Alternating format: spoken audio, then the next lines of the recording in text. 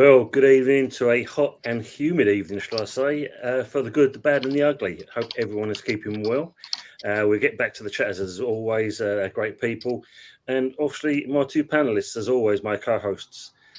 Fuzzy, how you doing, matey? I'll start off with you. What was that? I said, how are you, Fuzzy? Are you doing okay? What's that? You're throwing gang signs at me. I'm doing all right though. I'm doing okay. Apart from Donna Cullen screaming my my right ear off. Things are going okay. Going okay. I can just about hear myself think half the time. Right. So, Anthony, can you slowly speak when you speak, Fuzzy? Okay, I will. Yeah. Can you slowly in a minute. All I want to say that the is, internet goes. all I want to say is, if Donna Cullen is actually screaming in your ear, Fuzzy, I told you, yeah. If a woman cooks, at least the man can clean. That wash up sort of thing. Do you know what I mean? So that's the reason why she's screaming at you. So but I'm looking forward to the wedding. That's September. I think I'm gonna have to book it. It's round about the 16th of September. I don't even know. Oh, right, okay. She's told me that we're getting married on about 500 different dates. Oh, then that's again, good, that's probably because she's getting married to about half the male population on the planet. Oh, at the same God, time. She's setting herself off that many times, but she hasn't come up in the chat yet, is she? So obviously I can't see new comments. Not seen so far. It's early 2024. days, It's 2024, guys. Open relationships, Just give her what she wants. That's how she wants it. Oh wow, Anthony, how about yourself? How are you keeping, mate? Yeah, keeping fine, thing. Working outside, working hard as always, and that's made a stupid error today. I forgot to put my my suntan lotion on. Always put suntan lotion on. This is good advice, especially in this heat. So I've got to take some today for work. So I'm literally, ready.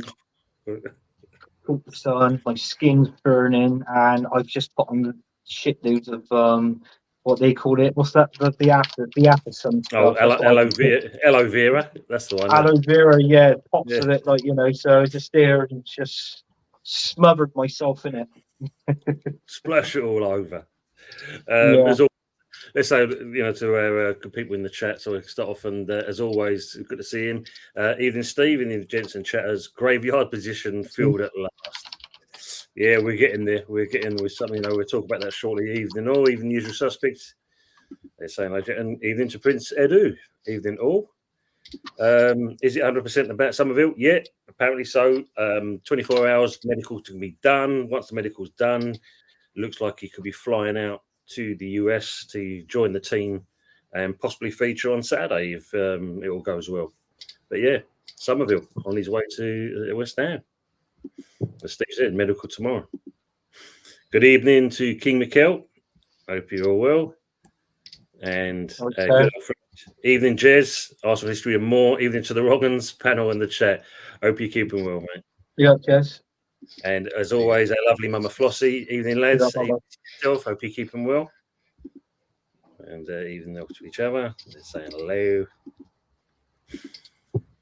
Usual, the deal got a here we go, which Duran didn't. Yeah. And the pleasing thing about that as well, Steve, and usual, and that, I mean, you've probably seen it, and it's great news in certain respects. Lewis Orford, which was going to be used in the deal to get Duran, it looks like that's not going to happen because he's now signed a 5-year deal, which is great news. So pleased with that one. Another very warm day today. Yeah, that is for sure. Evening, Henry. Evening, guys. Can't stay. Just came to the chat to give a like. You got a live hour and a half an hour. Betty Swallocks again. Yep. Oh, definitely. What a cheek, Henry. Evening. Yeah, Mama Flossie, lovely day, but thunderstorms coming in now. Yeah, this should have been lunchtime where we were, but never saw anything. I saw you have them now. We're getting them in the early hours. Interesting. So they're saying like each other. Oh, not my mates. Hot. My brain fried. How's you, my friend? Think we all are like that, Henry? I'm good, thanks. Well, yeah, some more than others, unfortunately. We're watching a certain video, including someone in the chat, unless he's gone. Let's hope not. Lawrence, good afternoon from Lexington, Kentucky. Hope you're keeping well, Lawrence. And they will send you. Yep, some of it was a hammer, baby. They're all saying hello to each other. Too bloody hot. Yeah, evening, Brian. Yeah, definitely too hot. Houses, I'm telling you, the houses in this country are just not built for heat.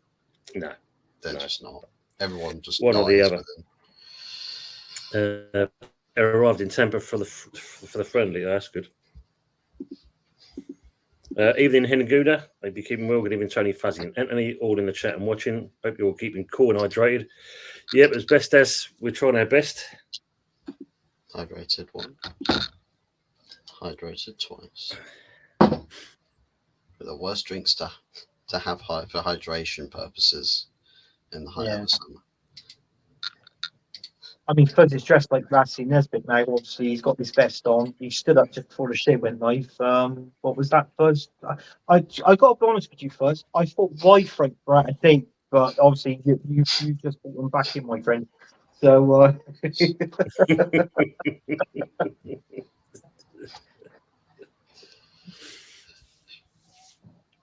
yeah, I parked my fishing trawler somewhere down. Well, I parked it somewhere in the docks, and asked you. I chucked your brother Richard the keys, and he's gone and taken it for a joyride around the Isle of Wight, just doing laps around. oh, is he? Yeah. But, yeah, at least he's doing something, I suppose. To see an army of seagulls following the trawler, so it's like I know whereabouts around the island is because I see a cloud of seagulls following them. Oh, good. Also, people in the chat, as you can see, if you want to join our fantasy football league, you're quite welcome to. You can use the code you can see there, and you can then join in there. Anthony is the admin for all this. He will see anyone's joining in, but yeah, everyone's quite welcome to join into this fantasy football league. And we'll hopefully have a good laugh as we go along the way. See how people are getting on. Definitely. We're talking with Lee on this one, aren't we? You know, obviously we were on his show last night, so it's just easier just to pay the same code and just to get as many people as we can in that league. And listen, just have some fun with it. You know, I mean, the people in the chat, you know, just if you do it, great. You know, just come into the league and all that. We can, you know, call some names out and who's going to win and whatever. You know, that sort of thing. So personally. The person at the bottom of the league is, well, you can have a lot of shit, but you know, that's life. But we'll enjoy it. We'll have a good crack with it, definitely. Yeah, exactly. Evening, James, E20 Zone TV. Send me Tony if you can. We'd normally do just the three of us, and that will give us a chance to mate. We're going to go through things that if we can get you on, we'll get you on. But we're going to go through all the comments at the moment and catch up from there. But good to see you in here, mate. Yeah, hope you're keeping well. Coast is clear, Anthony, apparently. Good evening, Mama Flossie. Hope it's not too up in your neck of the woods, apart from the heat on the northern line. Oh, yeah, I don't miss that. It's been a lovely day in London with a nice breeze. Mr. Fever, happy man. Thanks, Henry. I enjoy yours as well. And as always, from Joanne, liked and shared. Thank you very much. Watch Somerville a lot with Leeds. I rate him, and he's a good pace. Yeah, it's going to be a good one here. Is that Jimmy? Is that Jimmy Somerville? Somerville. Yeah, I can see the song being played as he comes out. Good evening, Lee. Football Dad's Army. Hope you keep him well. Mm-hmm. Looking smart in navy dress whites. Yeah, good. Thank you, Guna. Dixon cider. Plenty of cider inside me keeps me cool. That's good. Good evening, James Lamprey. Good evening, ladies and gentlemen. I mean, how hot is it where you are at the moment, James? Be interesting to see that. Thank you for the code, Anthony. The Lawrence, the Hammers will be in the league. It's all fun. Thank you for putting it together. Yeah. Nice one, lads. We'll do my FF team a bit closer to the start of the Premier League. Squad should be more or less settled by then. Yep, that's true. Well, we'll get onto this one now. Anthony, according to the Sky, you're doing lots of business, but I don't see much going on there. No. I mean, as much as I know, and anybody else that's seen it on Sky Sports News, whether it's pinged up on your phone, apparently we've been going in for players for Spain. This is Ruiz guy. Apparently that's a done deal. 35 million, I believe. Mario, bloody hell, I think that's about 20 million. So but listen, if we get them, that's great. But I just feel going back on last season team, and I kept saying that a certain Mikel Arteta is spent 750 million last season. Also, you've got at the price of let's add on the price of the 30 million roughly. That's obviously with Raya. So that brings up to 780. The £1 million for the reserve goalkeeper. That's what's that? 781. And then 40 million for our left back. So in all fairness, I think we've spent the best part of 820 mil, not far off there. So since Mikel Arteta has been in charge, and at the minute we haven't really got nothing to show for it. So hopefully, when you get these players in, it does make you think if FFP is going to come knocking. Unless we get, and I can see some of one or two of our top players leaving this season. When I say that, I most probably, I hate to say it, Saliba might move on because there is rumours that our new left back can actually play centre back as well. We got Timber that's come back; he's fully fit, so they can rotate. Kiwi Ward, whether he's going to leave, I don't think he will. I think he will stay because he's not on an incredible high wage. So I think he'll stay at the team. So, and most probably we'll most probably have to get rid of, I don't know, I can see someone like Martinelli or someone like that leaving. So it's got to, if you've got to bring players in, you've got to let players out to obviously balance the book, as we all know, with FFP. But I know it's once every 3 years, but you try and keep in line with it as the season goes on. So that's it is a problem. But listen, if he makes the player signs the players that he wants, great to a certain extent. But you've got to win a trophy. I'm sorry, you've got to win a trophy, and that trophy for me is the Premier League. And also, I might throw the FA Cup into the equation as well. What I wanted last season, I want same thing this season. I think a decent run in the Champions League, again, quarters, semi-finals, but I really want that Premier League. And then once we've won that, we can go on to and try and win the Champions League after that sort of thing. So, let's just take small steps, but we want trophies at the end of this season. If not, this guy should be gone. Going to be interesting for you guys. I mean, I know we gloated about it a couple of weeks back, me and Fuzzy, with the signers and that, and obviously both of us have got lined up. As we said, we've mentioned about this Somerville deal. It looks like it's quite close. And the best part about it, by the sounds of it, considering I think Leeds wanted something like 40 million for the player, I think we're getting it for around about 25 million. And Leeds have accepted it. So that's good business in that respect. I think the good thing about it, what it is, it's actually kind of, whereas with Moyes, as much as what he did with the club, he was also held back the reins, because he came back the second time and it was a case of, well, I want to have involvement in the players we sign. Of course, we then get Tim Stetson, and you saw what he did with that little bit of leeway he got to get like in Kudos, Alvarez, Paqueta, etc. But when you look at it now he's gone.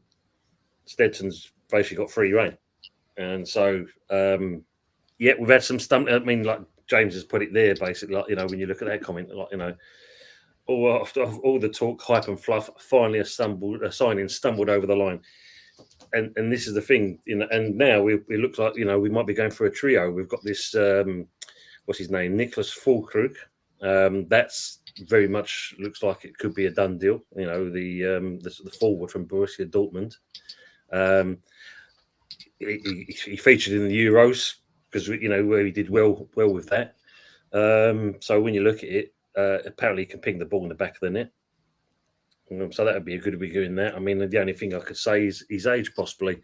I think he's 31. And obviously, the other one that's ongoing that seems like, again, advanced talks is Wan-Bissaka. And for Fuzzy, as you know, for Will, once this one gets over the line, then they can then go for Mazraoui. So it's good. But you guys, I'd say, it seems to be there's a little bit of a lull on your side of doing business. Yeah. Big up to the guy Saves Football. Big up to the panel. Big ups. Actually watching the replay of that backdrop game behind you, Tony, just yesterday. Was it? Oh, brilliant. Yeah. We don't like to remind the Arsenal people every now and then, but, we know we have to. National holiday in Switzerland tomorrow, August. First down with a litre of beer in tonight. Oh, let's have it, Bosch. You enjoy that beer. Litre of beer, remember them days. 25 million and a few little add-ons. Yeah, but I mean, it's still good business lines, isn't it? Better than 40 million. We can save some money along the line. That's brilliant. I mean, what else you got to think about, Tim? That's the average price tag for a player on the Championship is anywhere between 15 to 25 million. Or maybe it's like what you said with add-ons as well. So that can lead anything up to 30, maybe 35 million. So that's a standard price tag for a Championship player. Yeah. And then, but I mean, don't get me wrong. It's good. It's good for the Championship side to sell a player like that, so they know that they got X amount of £1 million to spend to bring in, a couple of more players. But also, it does well for you because, he is a good player. We've seen him when he was in the Premier, obviously with Leeds United. So, but I think you get yourself a decent player there. So fair enough.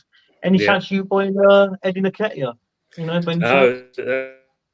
That's the best part about it. Look at it as the fact of Marseille apparently have gone in for him again. 17 million. So that'd be interesting. Yeah, Steve say must be clausing add-ons on top, Tony. Yeah, I think it is, Steve.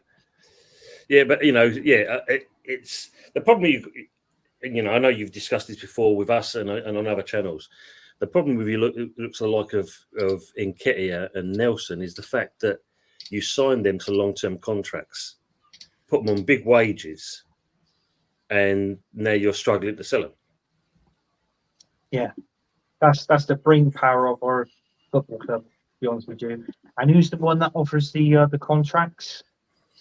Eddie. Yeah. Eddie's the one that offers the contract. So, he's the one there and he's doing all this jobs behind the scenes, which personally ain't no great at all.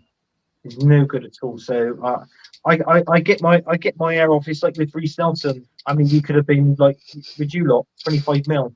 Why reject it? You come from the academy. You can't get into the first team. Yeah. So we've just turned down 25 million. Well, that's a 25 million pound profit in our case. Do you know what I mean? I mean, we just let Smith Rowe go. So do you know what I mean? So it makes sense to get rid of these players, Reece Nelson and Eddie Nketiah. Get rid of them, and then that bulks up a little bit more money to come in. Dare I say it? Maybe a decent striker, but in all fairness, I can't see him. Well, I can't see Arteta signing a striker, to be honest with you. I think we're going to have Kai Havertz as our number one striker for next season. To me, it seems like he's more concentrated on the midfield area, Mikel Arteta. I think that's probably where he thinks that we struggled a bit for last season, and obviously that little bit of defence, definitely in left back. So that's the way he sees things. Okay, fine. I'm not going to argue with it, but listen, the season's just literally is only just round the corner to saying it. So we'll see when halfway through the season comes, and then we'll make our mind up on Arteta. Yeah. Because the funny thing about it, I mean, look at that Nelson. Apparently, he wants to stay in the Premier League. Yeah. So that kind of says it a little, but who's going to pay the wages? That's the thing. The guy says football. Early doors. Are you joining me and Mr. Joshy 1000 subscriber special stream? Let me know when it is, mate. I'll be interested in that. Yeah, definitely. I heard Eddie is going for 10 pence now. Bargain. Yeah. No worries, Mama. I know it's very unusual. We got it done anyway. That's the main thing. But no worries. Don't worry. Hendon going to employ clowns like Edu, and you get a circus. So much deadwood and big money at Arsenal. This is the thing. It's a big problem. 700 million down the drain. Arsenal win FO again. Yeah, I think that's the case. No strikes allowed at Arsenal. Very interesting. Yeah. There's actually a striker in the Arsenal reserves.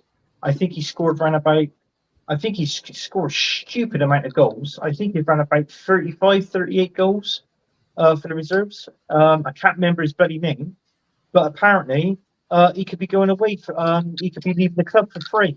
And guess who he's going to if they stats him up? They're going to this guy up here. Yeah, I've heard about this one. Yeah. Yeah. And it's like, it just makes you think about Mikel Arteta. Why can't you call him up to the first team? Call him up to the first team, offer him a contract, whether it's 50, 60 grand a week. Let's say start off with that. And then you bring him into the first team. Sell Eddie Nketiah. This guy now, he has got to be a way improvement than Eddie Nketiah. Definitely. But I don't know what goes on in Mikel Arteta's head. I don't know. I don't know if he had I don't know if he's got a brain cell, to be honest with you. I just don't understand the guy, the way his philosophy is and the way of thinking. I keep saying this all the time, but I just feel that we ain't going to win nothing this season. Really, I do. I think we just finished a second game with a trophy this season, but that's my opinion, my views on it. Well, that's the thing that you're talking about with youth players, academy players, and people are picking up on it. That is an alarming amount of promising young talent are wanting to leave Arsenal without trying to go for the first team spots, and it doesn't really help your case if you're an academy player. You look at the minutes played by teenagers last season in the Premier League. Arsenal are the third lowest amount of minutes. 13 minutes were played by a teenager last season. 13. Yeah. Man United sat up in multiple thousands.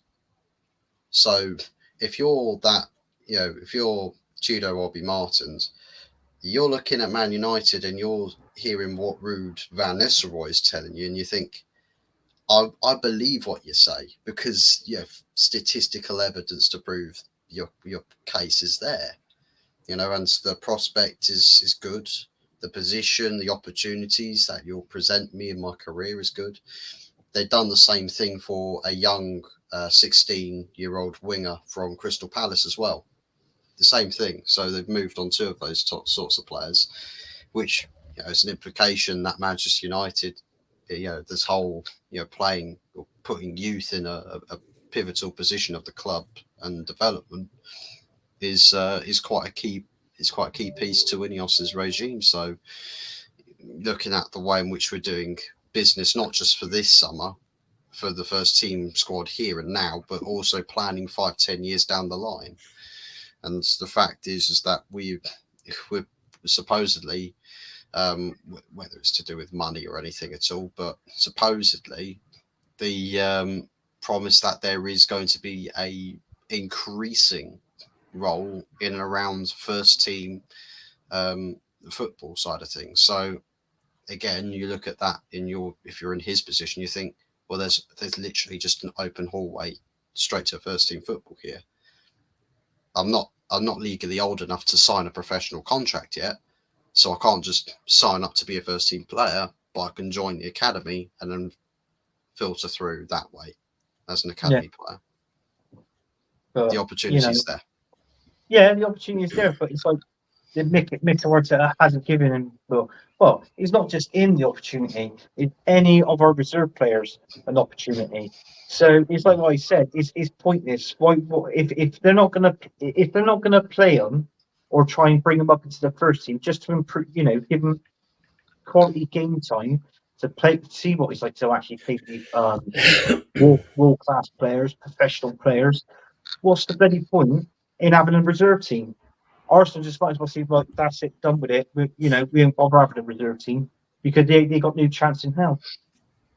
So it does make you feel like that. And for young players like that wants, to grow and proceed into the club, and if they can play well and score goals and God knows what else, I'm all for that. I mean, the only one that spotted talent when they were younger and playing the reserve players was Arsene Wenger.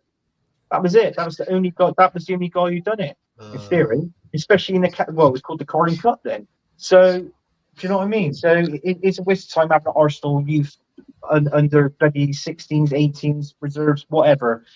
Is might as well just do away with it. If you don't play them. Yeah.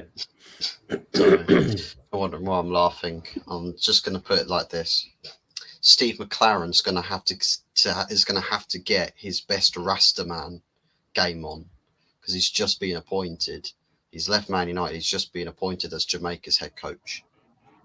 Steve McLaren, the new official press release by the Jamaican Football Federation. He's their new manager. Wow. Yeah, this is all. Just imagine Steve McLaren turning up to bloody press conferences with zoots all over the place. I think his last name's Martins. It would be Martins. I think it's a double barrel name or a triple name or whatever it is. But yeah, I remember it being Obi Martins. Yeah. So he's got it right there, and that's pretty much what they've offered. So why if Man United's offered that, why can't they? The team he actually played for, why can't they offer him that? Big up Ryan G. Hope you're keeping well, mate. Good to see you. Darren saying we'll finish 6. So he's saying big up to all of us. King McHale, as always, saying we'll finish first. Nah. This is coming from the dog. Exactly. The dog. Evening, happy Hammer. Whoop! Here we go. It's looking good for us at the moment. Clartetta would play Saka over Yamal. Yeah, it's true. HH. Somerville over the Yamal. Yeah, I agree, James. It's going to be a great sign in this one. Quality player. And, for the bargain we're going to get him from, even with the add-ons, it's still going to be a great deal. And it's just the other ones we're going to get over the line as well. Right, King McKill, Terence. How's your lover, Mikel? Louis Savage. Yeah, happy Lawrence. Hello, great, Louis Savage. Great Simon. Yep. Agree, James. I watched him a lot with Leeds. You got to fight for your right to land it. It's true. Rasta McLaren. Rasta McLaren. Let's have some of that. Well, you did, James. Yeah, said it on Space the other day. Yeah. McLaren has just got used to communicate with Van Nistelrooy as well. You could just see it there. He's probably bullied out of the club. He's just like, Dad, you go disappear off to the Caribbean. Well, he won't need to use any umbrellas, that's for sure. So be all right in that score. Oh, he will definitely. He'll need more than umbrellas. He'll need a whole fortress once the hurricane season comes around. Stop he's burning up. If Duran doesn't get done, Somerville will be. Yeah, definitely. It's the money side, isn't it? It's about time the legend known as Terry returns to YouTube, as he always talks sense. We'd love him to. I know he's too busy at the moment, but nah, he's not too busy to write these comments, Tim. Come on. Just watch this space. So that's all I say. Watch this space. Scored 10 against Liverpool in one game. Wow. Yeah. Thoughts on the Johnny Minerals saga? People are saying he's racist when he's called it Enzo's axis. Well, the funny part about the GOAT, when you look at it, Chelsea, we saw last night, basically bent over and said, "Yeah, it's fine. We've accepted the apology, and away we go." Yeah. So done. It's done and dusted, according to Chelsea. But not to everyone else, which is weird. Keep the peace instead of setting an example. Ooh, yeah, but that's abiding by standards and expectation and way of life. But the old saying, Fuzzy, is you can forgive, but you never forget. Yeah, no. And and that's the thing that's going to stick in a lot of people's heads. Disabled, be out Stu. Go and see Stu's channel, Yep. Disabled Team TV. Good afternoon, Anthony, and the rest of the panel. Hope you well, mate. Good show earlier. You did. Really enjoyed watching that. We got I think it was I Disabled don't Team. say football. That topic is best left alone. Way too difficult. Yeah, and that's the thing. We've said our piece on that, and we move on swiftly from that part. Key McKell Terrence, show yourself then. No, it's fine. I mean, we know the situation with it. It's just a case of the club's dealt with it, and that's it. And we knew that was to be the case. Tripford saying Terry from Football Terrace talks absolutely nothing but bollocks. Yeah, I think we. Well, I second that, Tripford. In all fairness, you're not the real- only one. I think that as well. Real closet Arsenal fan. I'm sorry, you don't get to be a Manchester United fan and talk so lovingly and glowingly about a rival, like a bitter rival club to Manchester United, but then actually shamelessly mask it by saying, "Oh, I'm not an Arsenal fan. I do support my club, my Manchester United Football Club. I love my club. I'm just giving praise where it's due, credit where it's due." Yeah. Well, it's not credit where credit's due when you're wearing Arsenal tinted glasses, mate. It's not. Man literally probably has one of them weird shirts, right? That's double layered. On the inside, he's got on the outside he's got Manchester United kit. On the inside, he's got all 3 Arsenal kits. Wow. So when he turns it inside out, it's like Arsenal fan, United fan, Arsenal fan, United fan. Makes it look like I'm doing that with a skirt. Oh, isn't that called in the Urban Dictionary flip flop these days? Flip flop. Yeah. Yeah, one of those. Lawrence is asking, will West Ham play some of the youth this year? I don't know. I suppose it's with Lopetegui, isn't it? We may see them getting more of a chance. I mean, Steve's kind of added on to that by saying basically, cup and injuries cover, I reckon, Lawrence. I agree with that as well. I mean, hopefully we get the chance to see some of these players, what they can do. Everyone wants to see it. I'm just going to quickly cover onto this, and I'll say my piece on this, and it'll be done and dusted. Thoughts on the Yorkshire Gunner? For me, everyone is entitled to opinions, and that's where it stands for me. So that's the case and done and dusted on this channel. We don't want to be going on to that. Everyone's got opinions and that, and it can be blown out of context in so many ways and proportions. So no, we don't want to. The 3 of us, we don't kind of go down that channel. We just want to get on with it. Everyone's, like I said, entitled to what they want to say, and it's how they deal with it. Yeah, that's our piece on it. We'll just stay in our lane in these parts. Football Dad's Army. Terry's misses his Arsenal. If you mean Terry Fleurs, yes. If you mean young Terence, no, she's not. He was saying anything for a buck. Fake fan, yeah. That's how they get where they are, basically. So yeah. Well, I don't know if you saw the news earlier. Just want to cover over this one as well. What do you think about the Man City fine? Oh, 2 million quid, isn't it? Yeah. Pennies. Absolute pennies. That's whole transfer 2 budget. million. Yeah, 2 million to Man City is like, I don't know. It's like 2p in it in one way. You got to expect that, but the fine is a £2 million fine. Could this lead on to something else, which we all hope it will? It will do. These 115 charges that they got against them. So, obviously that's going to be dealt with, as we always talk about, behind closed doors. But we know what the charges are all about, this, that, and the other. So why just deal with it behind closed doors? Just deal with it out in the open, get it over and done with. And they're not going to get done for 115 10. They'll only get done for about 5, maybe 6 charges at the most. So hopefully, if they do, they should be allowed to sign any players. Most probably get a hefty fine, and most probably start on a minus points. Whenever that season starts, whenever they're gonna. I think that's what should happen to Man City personally. But I can't see it happening. I think this is hopefully what the Premier League's hoping for, that this is their way of making inroads on this the so-called 115 charges. By all accounts, over a 2-year period, they've done this 22 times. Kicked off late, or they've started late in the second half. Not being funny, I used to do it with my teams, especially when I was doing semi-pro.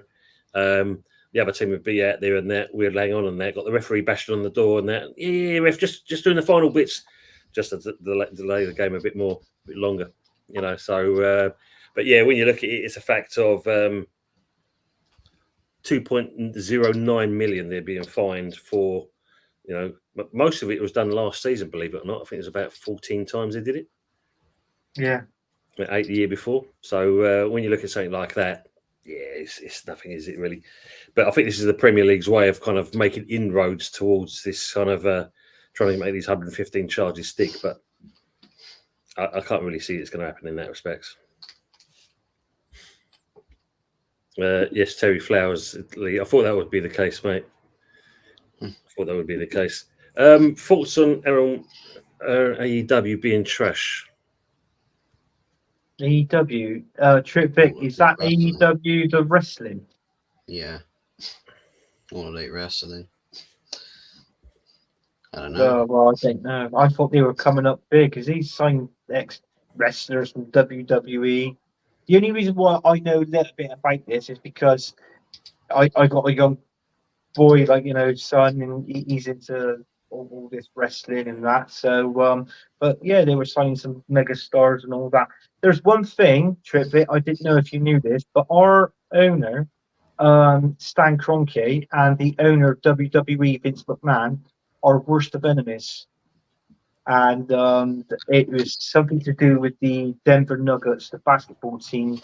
They were in a cup competition, I think maybe a final, something like that. But he wanted it on the.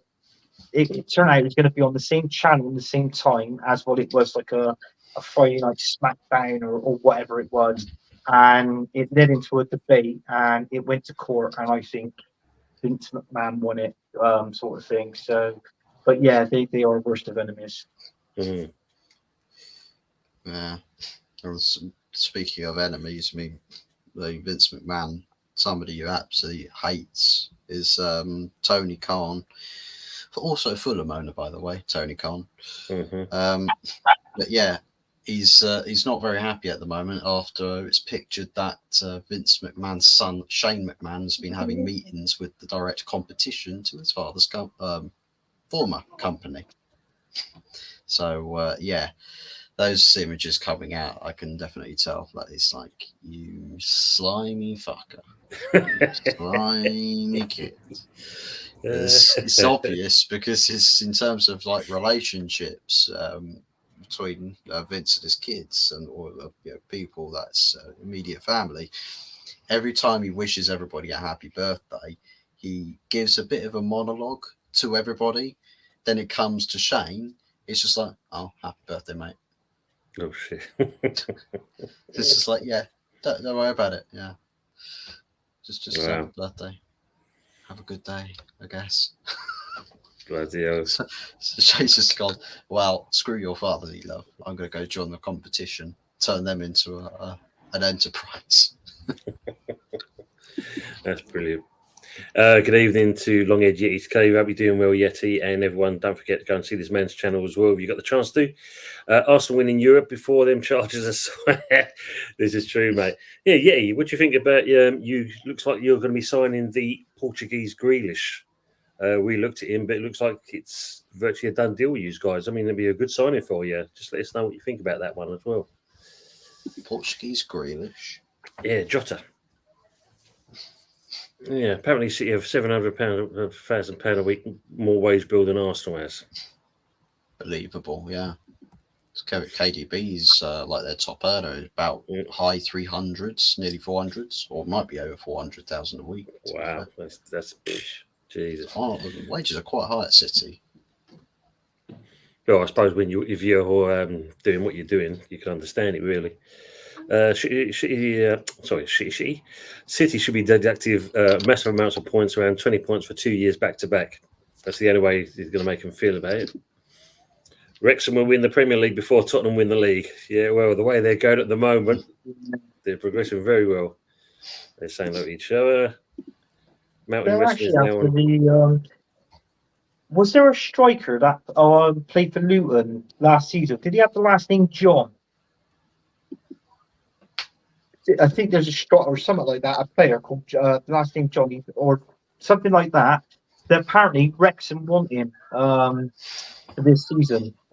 Obviously, but then again, that's a massive drop from the Premier League straight down into League One.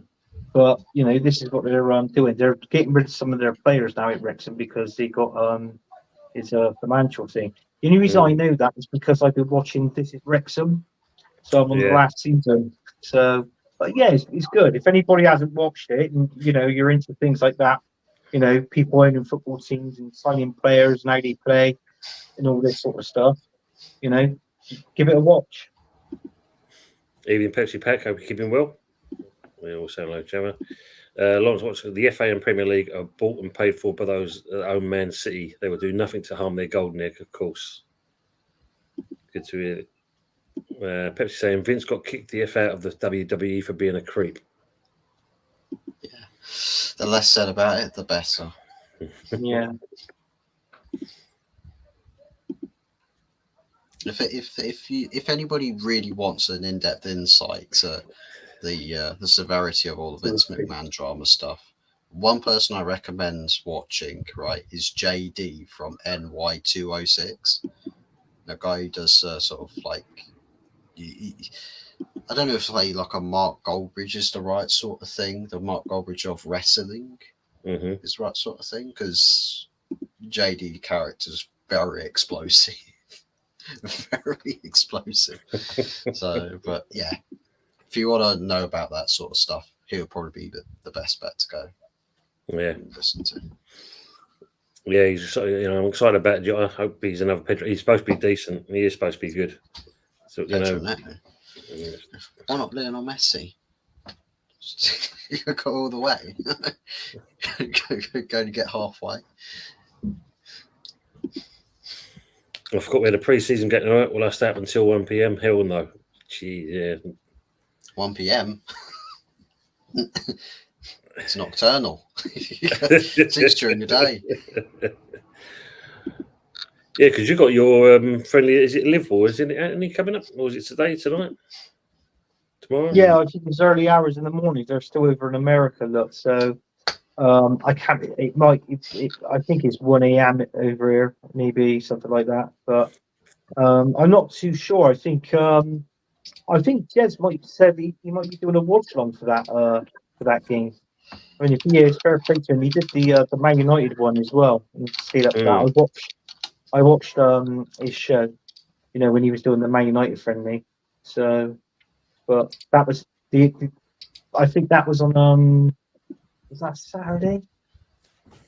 I think that was Saturday or something like that. He went live. So obviously I didn't have work the next morning. So it was fine. So I watched him on his stream. But if it's early hours in the morning, obviously we work tomorrow. I can't watch it.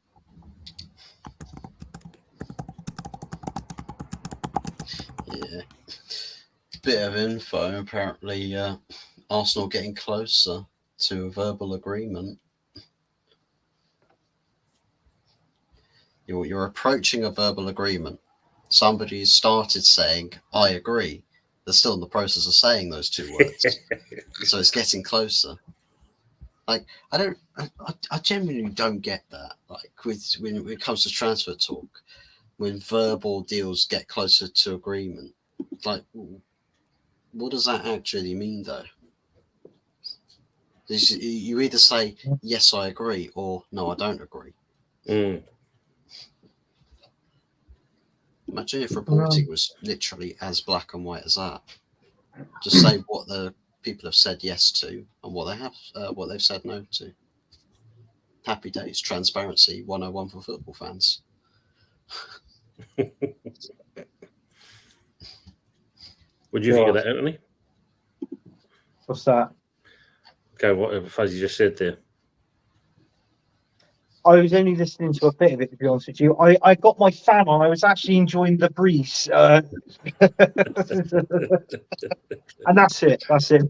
You know what I mean? That's his only fan. That's my only fan. Yeah, that's my only fan there. Yes, yeah. My only fan. Subscribe to my only fan. Subscribe to my only fan. That is. Do you know what? I was thinking that is my only fan. That is my only fan. The rest of them are bloody broke.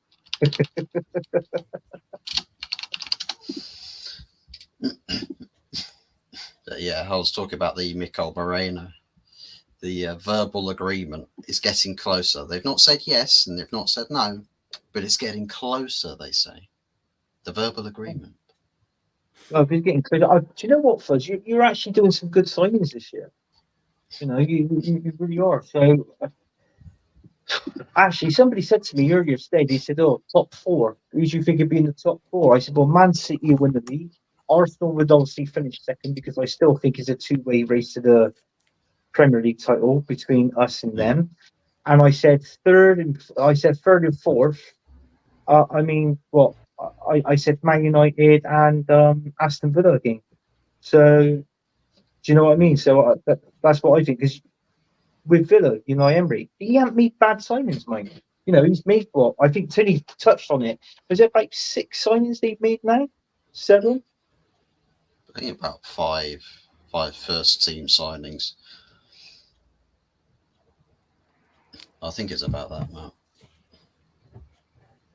Yeah, so, you know, they've made some good signings, Aston Villa, so I can't see why not. Obviously, trying to put some depth into the team because they're playing Champions League football this season, so, you know, it's good for them. But listen, I reckon they'll have a good season this season, Aston Villa. Jim Cornette is the king of wrestling podcast. Sorry, but you're wrong, Fuzzy Broski. Never mind.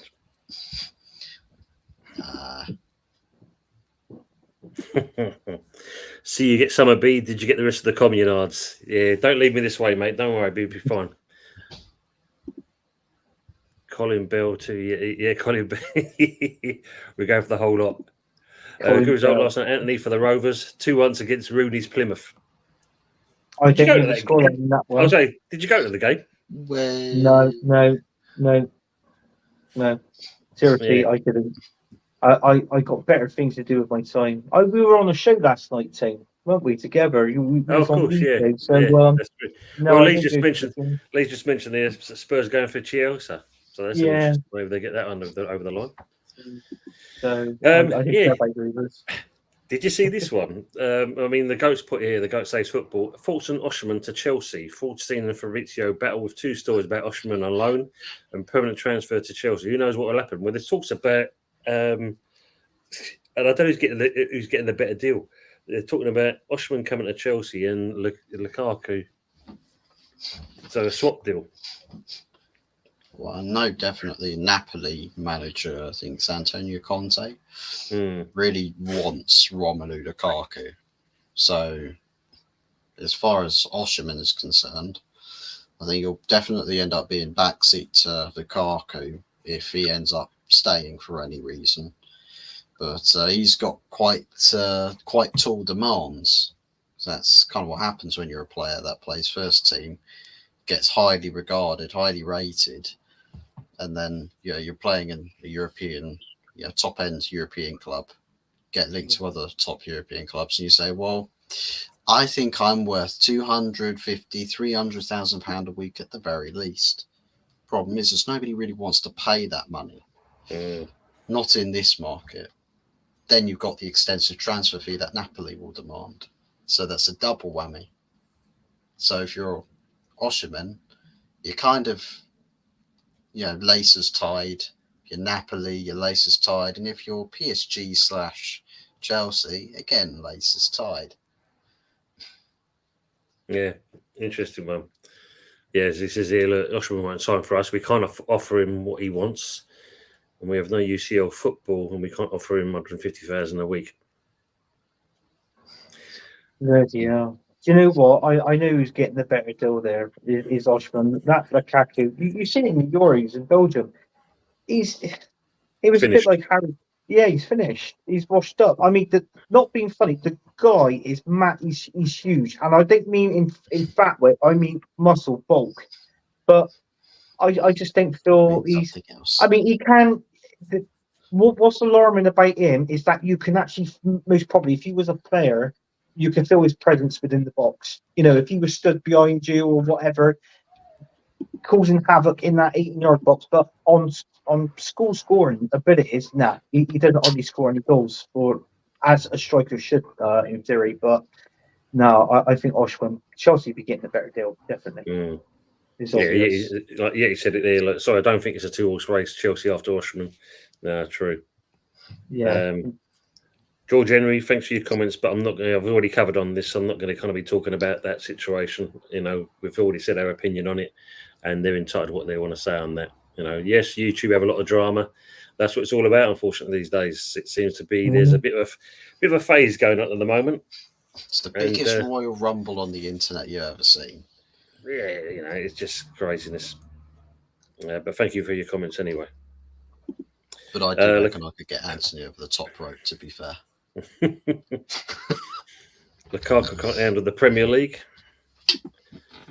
Jackson wants competition for places at Chelsea. He likes an into the post about Oshman at Chelsea. He probably wants more time with Astrid when Oshman was his place in the starting X1. It's true. Yeah. Crikey. Big up, Dave. Old school gamer. Big up, lads of the panel. Everyone in the chat. Hope you're keeping well, Dave. Good, Dave. Here we go. I'll see here. Yeah, how many times we hear that? I remember Flossie, yeah.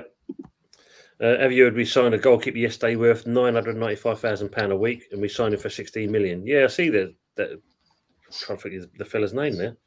See it pop up there yesterday. I'm hoping that's not his wages. That'd be nice if that's the case. Take that. Yeah. I'll literally. It's oh my god! It's like in FIFA career modes when you decide to empty the entire transfer budget or the entire wage budget into just one player. That's absolutely just not worth even a millionth. It's just like, why can't I sign anybody? Oh my god, I've emptied my whole budget into one player. Yeah, you're talking about this fella down here, and yeah, in East Club they did that. Yeah, exactly. Why didn't you sign Ed Nketiah and put him on those wages then? £995 a week. Bargain. Yeah, Big up to AFC. Wages of Kylian Mbappe. Yeah, exactly. Stop here, guys. This is a great comment from AFC always. Yeah. Can I just say, send my condolences to the family and friends for that horrific attack in Southport. Yeah, man, that's just some madness gone on there. It was, yeah. And even last night, you see that? Yeah, that's just crazy. Yeah. Even young kids involved. Something in the water taunt, as he says it. Yes, absolutely. You know that. Always. Terrible goes on in Southport yet. Kicking off in London early. Yeah, it's spreading itself again, isn't it? Must be the weather. Taunt even. Everyone here was kicking off. Yeah. True words been said there. I've seen now posted driving people towards Trafalgar Square. That's getting crazy.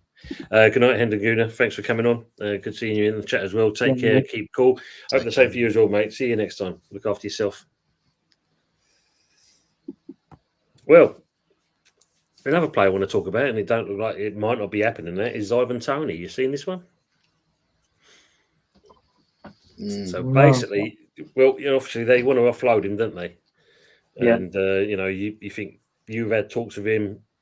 It's narrowed down to Spurs and West Ham, etc. But their forward, what's his name? Igor Thiago. He is out virtually for the rest of the year. So that must put Brentford in a very awkward position there. You want to offload a player that you know that probably doesn't want to be there. He's not exactly kind of firing on all cylinders. And then the striker you buy to replace him, because you're hoping you're going to offload him, is, looks like he's going to be staying. I just think offloading soon. I think that's the best thing. I mean, don't get me wrong. We know when he come back from his ban, he was going to stay at Brentford because obviously he had to repay them in that kind of way, But you can tell when he came back, he wasn't the same player. You know, he was poor. You could tell he didn't really want to play for Brentford. Um, I think he scored. I mean, someone could correct me in the chat, but I think when he came back, I think he scored about 7 goals. Was it something like that? 7, 8 goals. But you know that. Okay, fine. But yeah, I think the best bet is just to unload him, get him gone, and maybe get somebody else in. Even if it's an option of to loan somebody in with an option to buy at the end of the season. Do you know what I mean? So I think get rid of him. Personally, out of the two, you get him to West Ham. I don't want him. I don't want him to go into Tottenham. I can feel that he can most probably do something. You know, this wherever he goes, whether it's you, Tottenham, even with us, because it's been reported now he's in the region of 40 million to get him. Something like that, yeah. So you know, it's a no-brainer. I wish Arsenal would go in for him. I'm not really an Ivan Toney fan. You know me, I like Ollie Watkins, but we ain't going to go down that road, obviously. No. So you know, if we're limited on budgets to buy certain players for their transfer fee, Ivan Toney just sticks out like a sore thumb, doesn't he? Go and get him. You know, well, this is the thing. Him it's like when you say about Tony and that, and us him coming to West Ham. The thing is, when you look at it, we've basically kind of put our money down on the table with Villa, with Duran, and said, "Well, that's it." We tried to entice them with a player plus the money first of all, and that, and they were still holding out for this £40 million mark. And then basically, it's a case of you know what? Okay, we'll look elsewhere. Hence why we're looking at this Fulkrug, and it looks like I say that he's keen to come to the London Stadium, so that's great if it's it's going to be the case. I think it's virtually it's just the terms and conditions that's just got to be sorted out. And the other player that's still in the background is Alexander Sorloth from Villarreal. We've been we're still kind of linked up with him. Yeah. So it'd be very interesting to see what's going to happen with that part there, basically. Just going to say, I was missing up to. There he is. Big up to Michael, Chelsea FC. Big up Early Doors Football Team. The panel, I'm actually under the weather at the moment. I hope you're not too serious, mate, and speedy recovery. Anyway, let's hope it's not too bad. Big up to Michael as well. They've saying, let's see what FC Basel do with the money they got from the Calafiori deal. They are desperate to get back on top. It took long enough.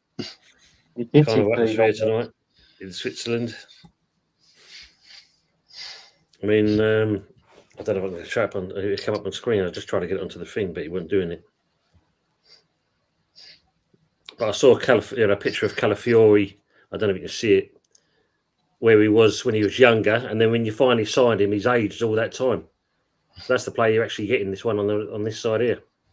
Yeah, I'm going to zoom in on their team. Look how much he's aged. Yeah, look how much he's aged. That's bad. Since he's gone to Arsenal. The loudest player on the planet. Every time he runs, you'll hear his knees clicking all around the stadium. Big up to I'd kill my barber if he did this to my ear. BRFC, with the state of my barnet, no wonder I wear a cap. Yeah, this is the one I was telling you about, wasn't it? Remember? Yeah. Yeah, I remember this one. Are you in Switzerland at the goat? Well, really, mate. It's nice to have that. Yep, Skull's gone. 1st of August festival tomorrow. I'm lighting up a bonfire in the mountains tomorrow. Let's have it. Nice. Personally, why do I say personally a lot? Personally? I do, don't I? Now he's come to mention it, I do. You'll start seeing little scratch marks on this wall, like tallying every time he says. Yeah. Okay, right, fine. I'll go scratch another one in the wall. Well, second, I'm proud of everything. Yeah, we're getting these all coming in. Peter Haywood as well. Interesting. I hope you get better soon. Yeah, absolutely. Dave's in Zurich. And I'd rather stick with Havertz than Tony. Yeah. True, well, good luck to you. I think Tony will do all right. I think he'd do all right. There's a lot of Arsenal fans that would prefer to have Ivan Toney. It can't be any worse than what we've already got. In all fairness, Eddie Nketiah, he can't score. Jesus, he gets a certain knock, he's out injured, he's out for months. And then that leaves a certain Kai Havertz up front. Obviously he's not a prolific goal scorer, but he was scoring goals towards the end of last season. But listen, we need someone up top to get us goals, personally. Yeah. You can get Mason Mount from us and play him as a false 9. Well, we was on a bloody show, and I can't remember whose show it was, but that actually come up. That Eddie was actually interested in Mason Mount. I think, Tim, you was on that show, weren't you? And it was me, you, Jez, somebody, and he was like, "Oh God, no, don't see." I think it was a Sunday night takeaway. Yeah. Going back a few weeks ago. Yeah.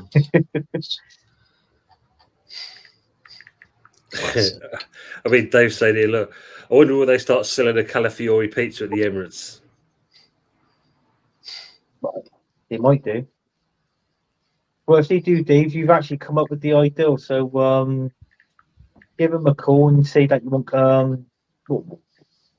get a bonus or a bit of commission. Put some money your way because you've actually come up with the ideal. I mean.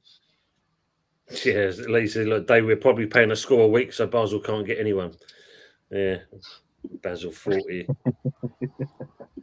FDA is a wrong one. Boom, boom. Mount will bite ballot this season. Mason Mount Minerals FC will score some goals. Yeah, this one. I mean, I want to say that, but then again, you've got to remember Bruno Fernandes plays in the position that Mason Mount should be playing. He's essentially, in terms of versus him versus everybody else that starts in the midfield positions. Casemiro doesn't look like he's going anywhere. We'll sign Agate. We've got Kobe Mainu.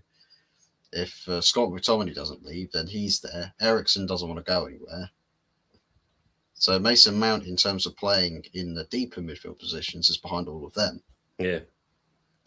He's been played in Bruno's position more times than not this pre-season. That's the intent, is to play him in that role. But no one's benching Bruno when he's the club captain. No, of course. Be very interesting. Guys, just I want to bring a special guest on that. I mean, she's been on with her a few times, and I'd like to show him a return on that. And he was one that talked about this deal, which we are seeing going over the window and that. So I'd like to bring in my good old friend James from E20 Zone TV. How are we doing, sir? All good, mate. All good, gentlemen. How are we? Hope everyone's well. Not too bad. Good. I've enjoyed the Arsenal away kit that I've been delivered. Yeah, I've seen that for you guys.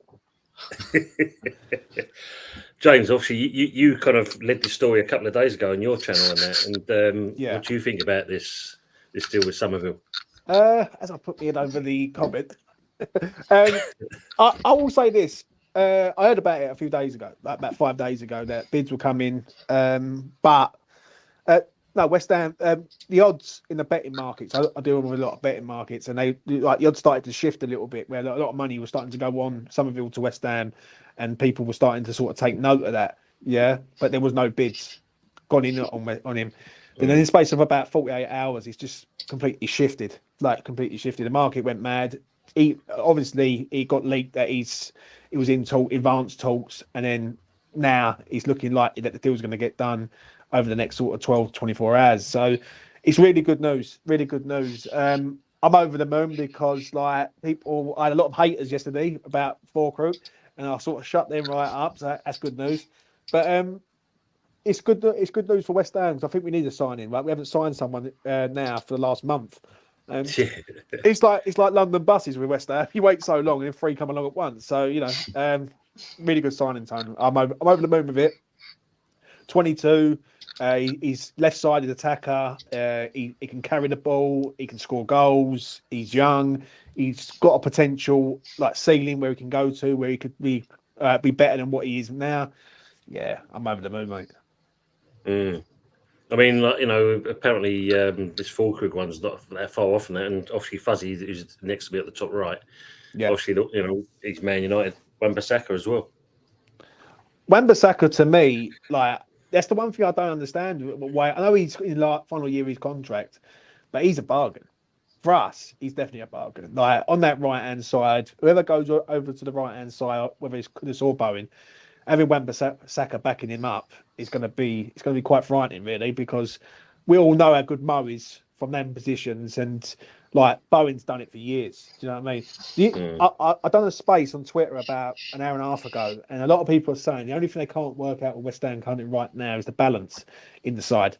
Yeah, is that like you've got all these players coming in, but I don't see the balance in midfield. It's like we've got great attackers, we've got defenders, and then we've got no midfield, and it's just like a free for all. So I don't know where we go with that one, but Wan-Bissaka, I think it's a bargain. It'd be a great signing for us. Yeah, definitely. I mean, Fuzzy, on that kind of comment there, I mean, it's what will you pay for him? 50 million? Yeah. I mean, I think Crystal Palace got the longest stick drawn with that one, and our pants pulled down week in week out with old business in the transfer market. But even I see in the stories that they're talking about, West Ham trying to do the deal for about £10 million. I'm like, well, 15 million is about £10 million less than what the United fans want to get for him.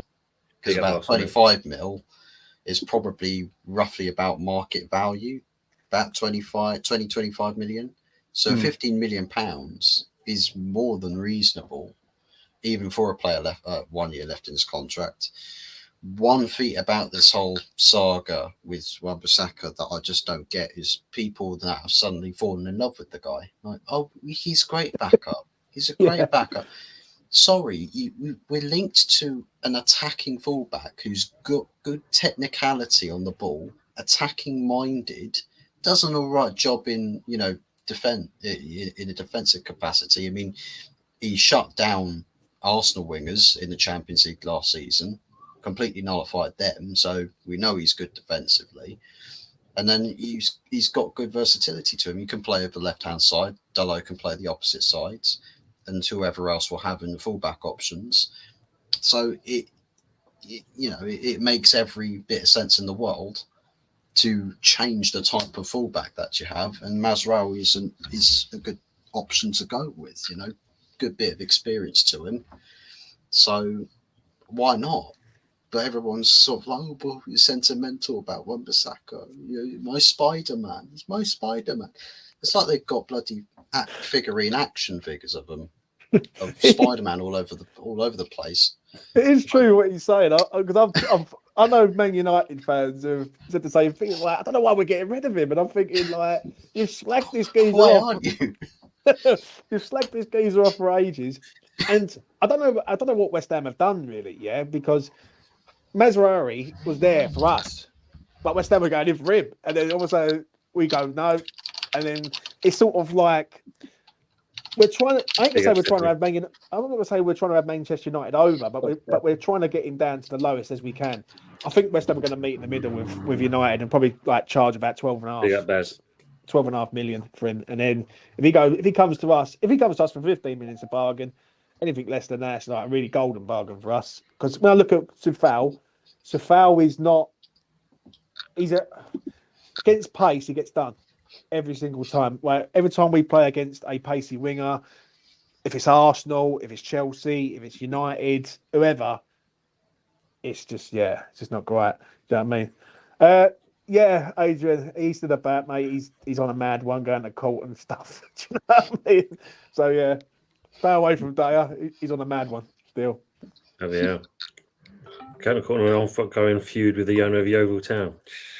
Yeah. Yeah, I know, mate. You know what I mean? Say no more. Martin Hellier, the owner of Yeovil, is a complete loose cannon, but he's apparently suing Daya. Yeah, that's true, yeah.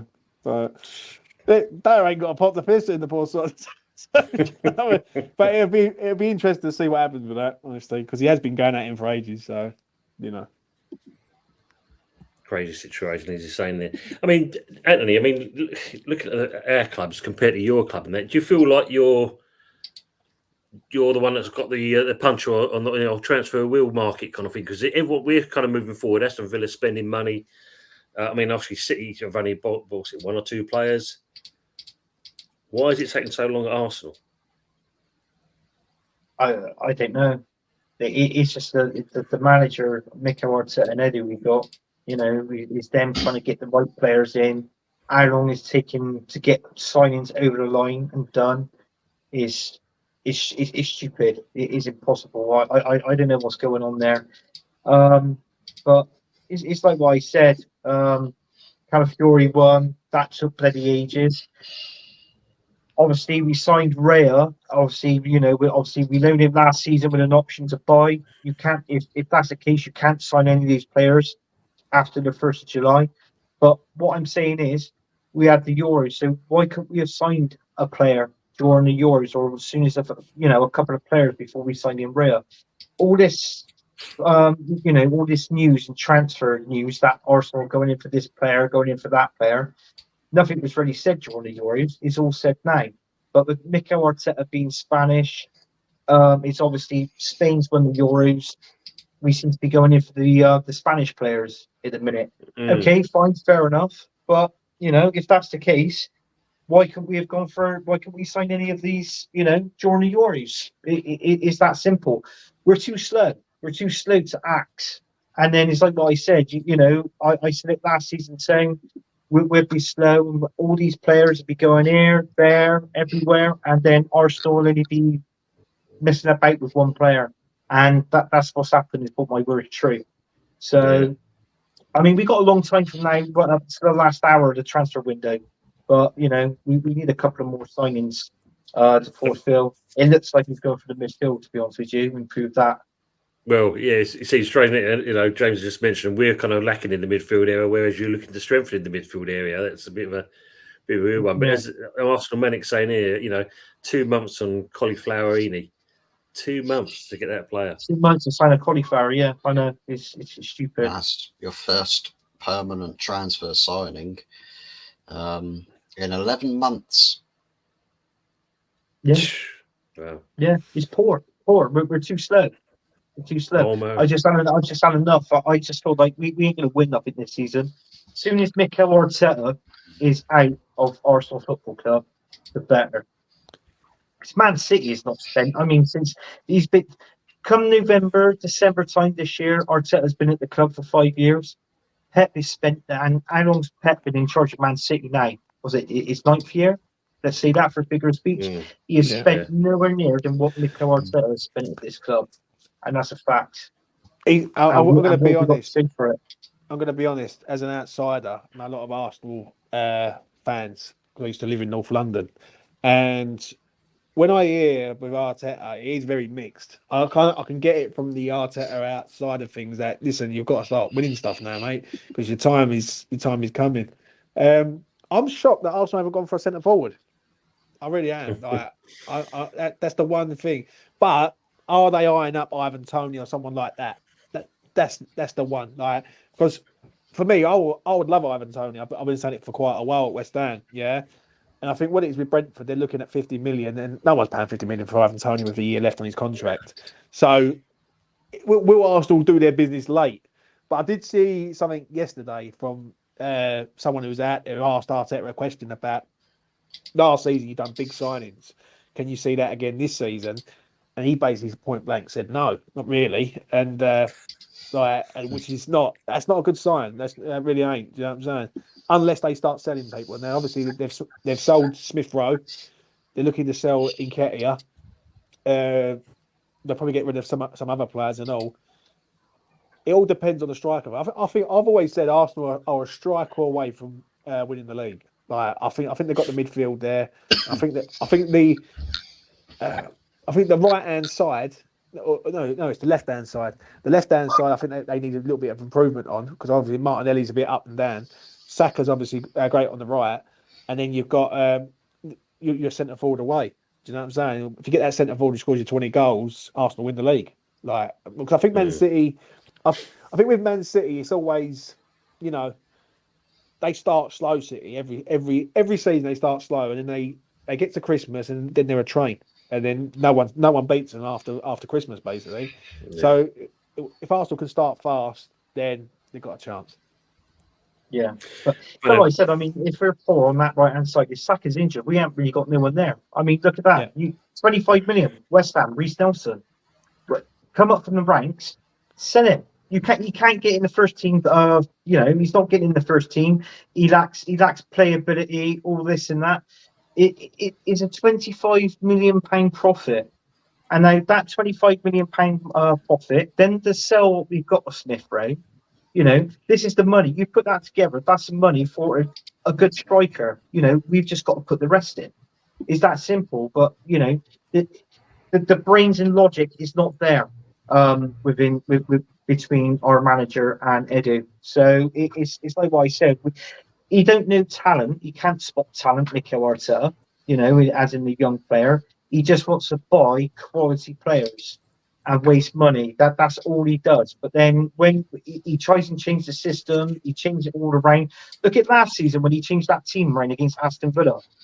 I mean, that was the game that cost us the Premier League. Yeah, it was. So that's for sure. Yeah. Just answer Michael question. I mean, basically, Calafiori, he's apparently the left back, but as he says here, Anthony, where's Calafiori going to play? Because you've got Gabriel and Saliba. Yeah, you're right for 2 months. Ouch, Fuzzy. I can see one of them leaving. I can see. I mean, for us to get, if we do get these signings, we're going to have to lose the quality. Martinelli, I said earlier, and Saliba. I mean, in all fairness, Real Madrid is sniffing around Saliba at the minute. So, it only takes a fancy deal for them and he's gone.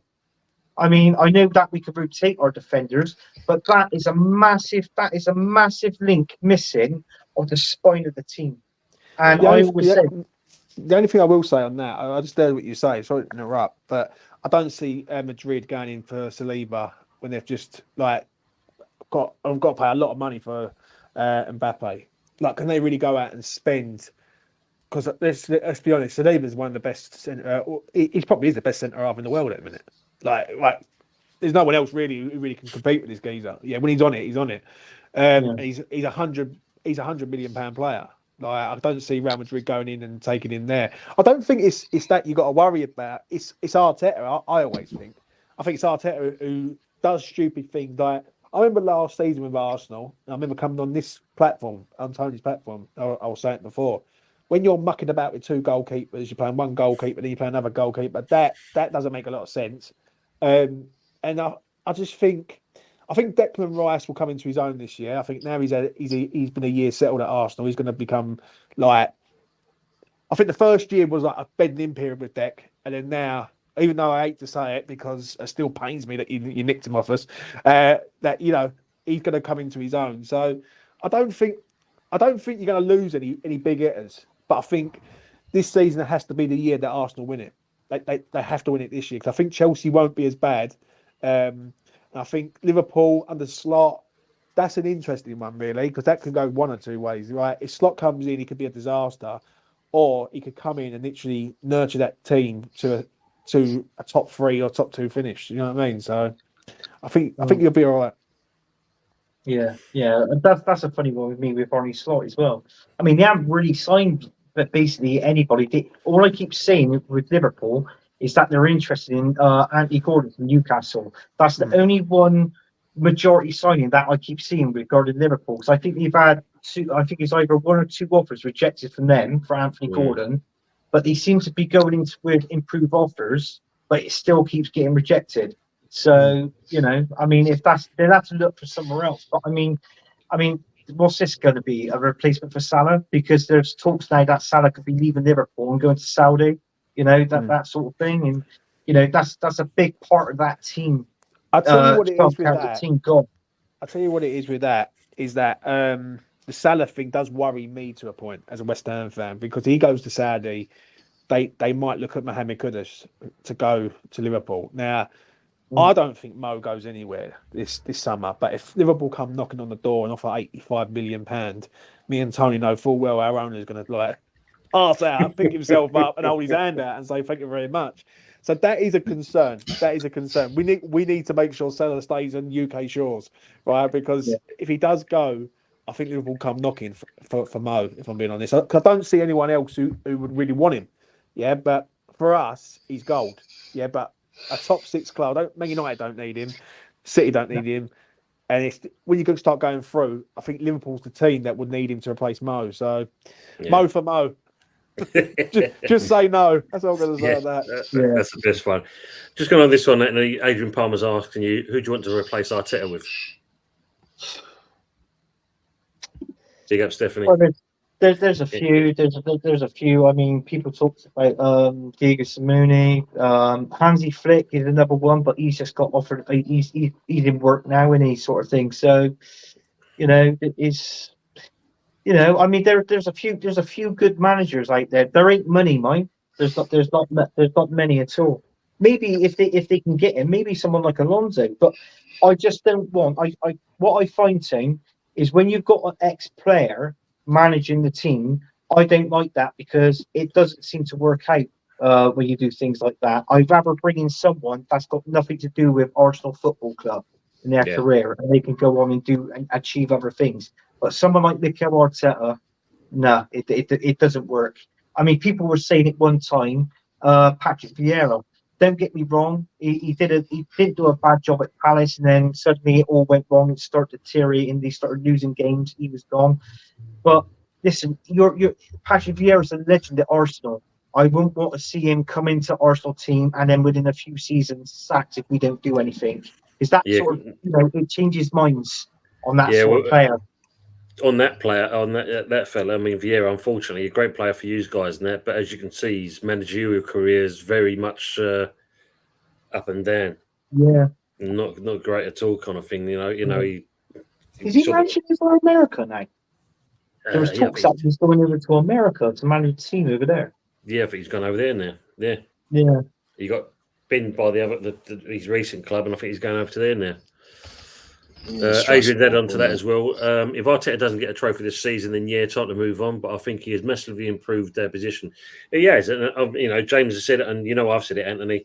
It's that final piece that's missing from you guys to get yourself over the line, to win the Premier.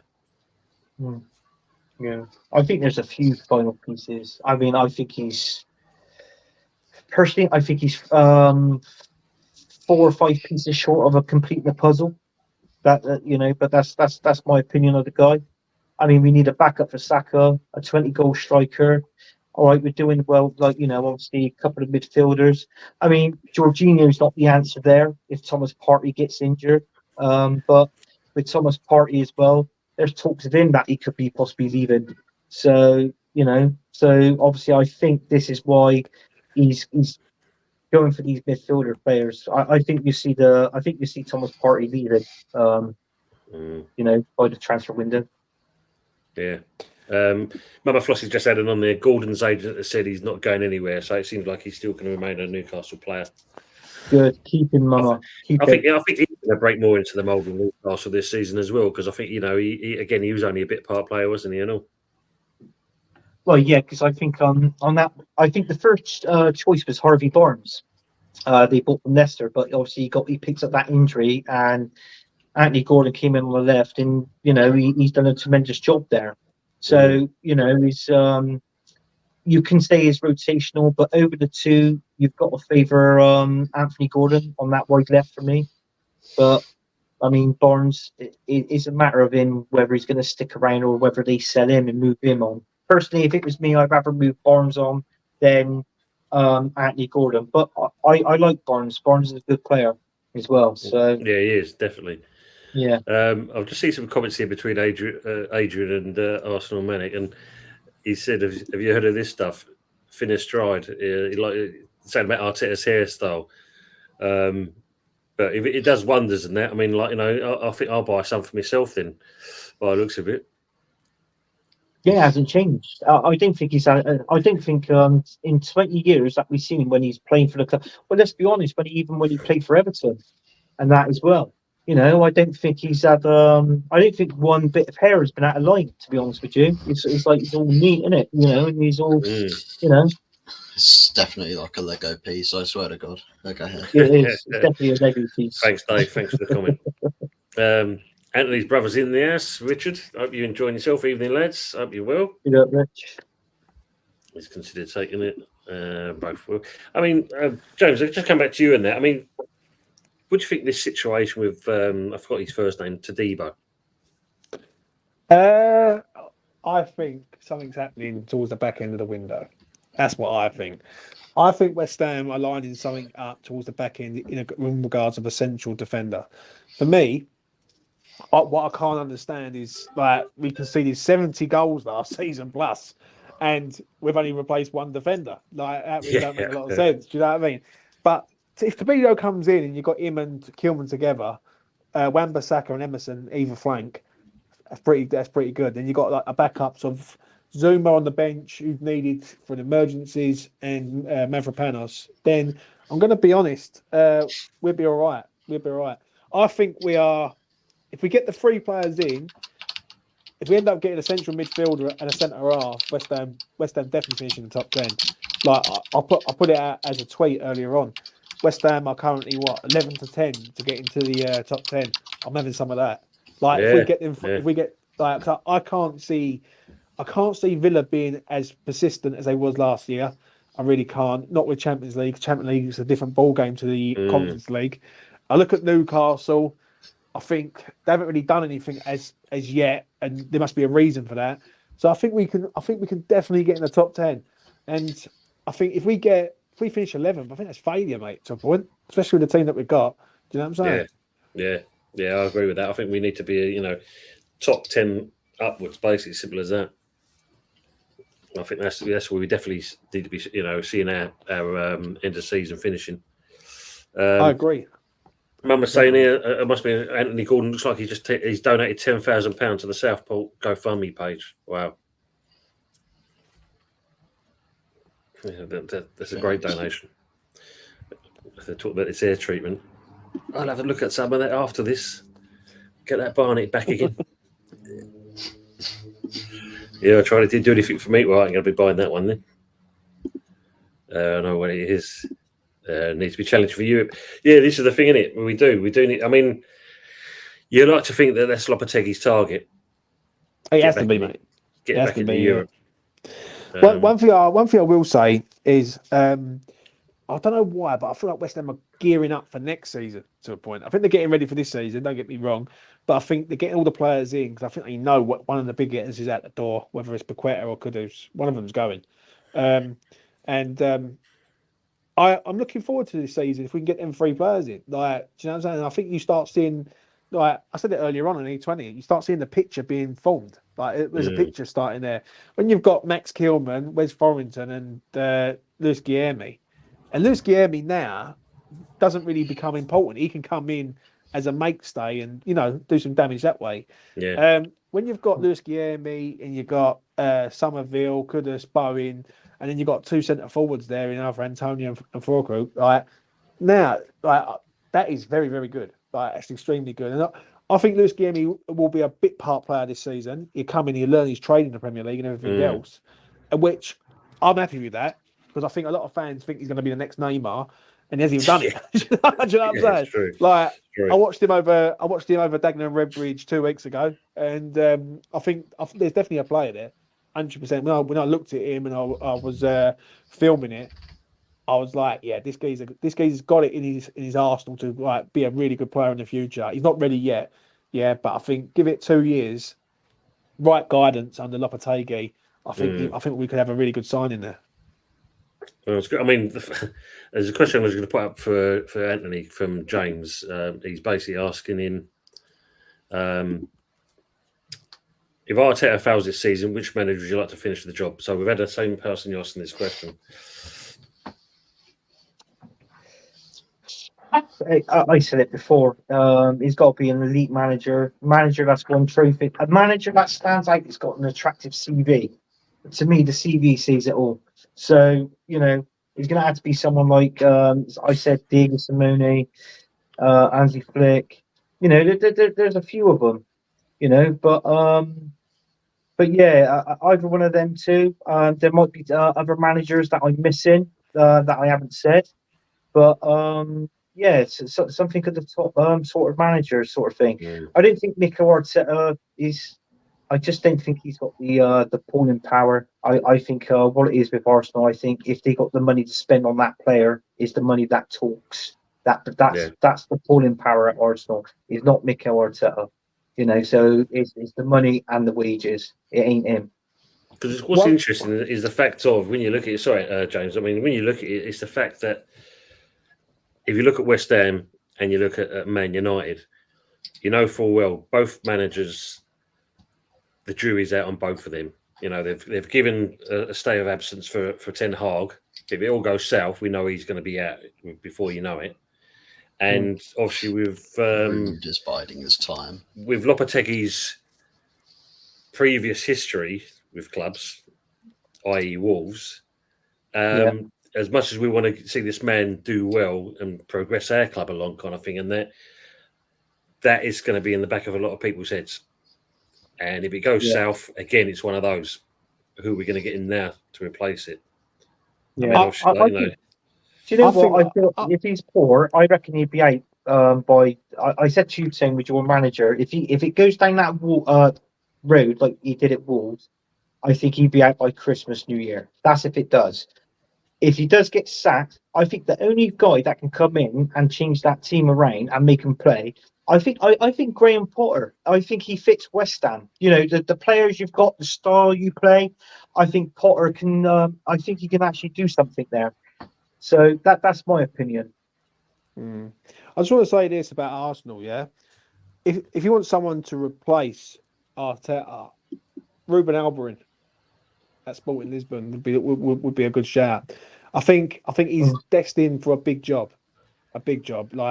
And West Ham and Liverpool, he was mucking about in the summer, but I think if Arsenal come knocking for him, I think he would go.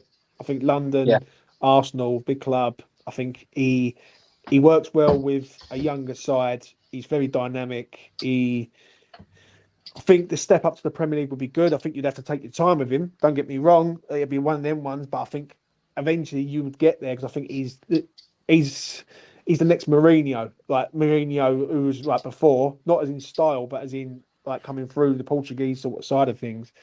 After that, I just don't see anyone else who can come in and just go wallop straight away. Because one thing what I will say is there's not really a lot of quality top end managers that are out there. Do you know what I mean? Look at Liverpool. Liverpool replacing Klopp with Slot isn't exactly like a wow factor, so to speak. No. Do you know what I'm saying?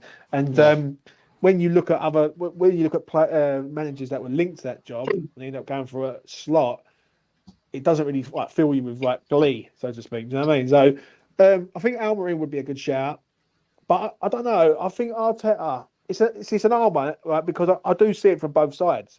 I see it from the one side where you've gone from finishing eighth, you won the FA Cup, and then you've also bounced up to third, and then first, second, first, around that sort of bracket for the last couple of years. But I do think this season's the one. If I'm honest, if you're going to try, if you're going to win it, you got to win it this season. I think he's restricted in the window though. I don't know why. When I listen to him, and as I say, I've got a lot of mates who are Arsenal fans. And they say the same thing to me. It feels like he wants to do something, but he can't. Do you know what I mean? Because obviously last season was a big window, wasn't it? Like Declan Rice, 105 million. You paid out for Timber and all. Who, let's be honest, didn't. He played one half game and that was it. He was out for the season. So I don't know, man. I don't know. I get the reason behind it. I can understand it because you're looking at it now that you're there and you need to go to the next, just one more step to win it. Can Arteta do it?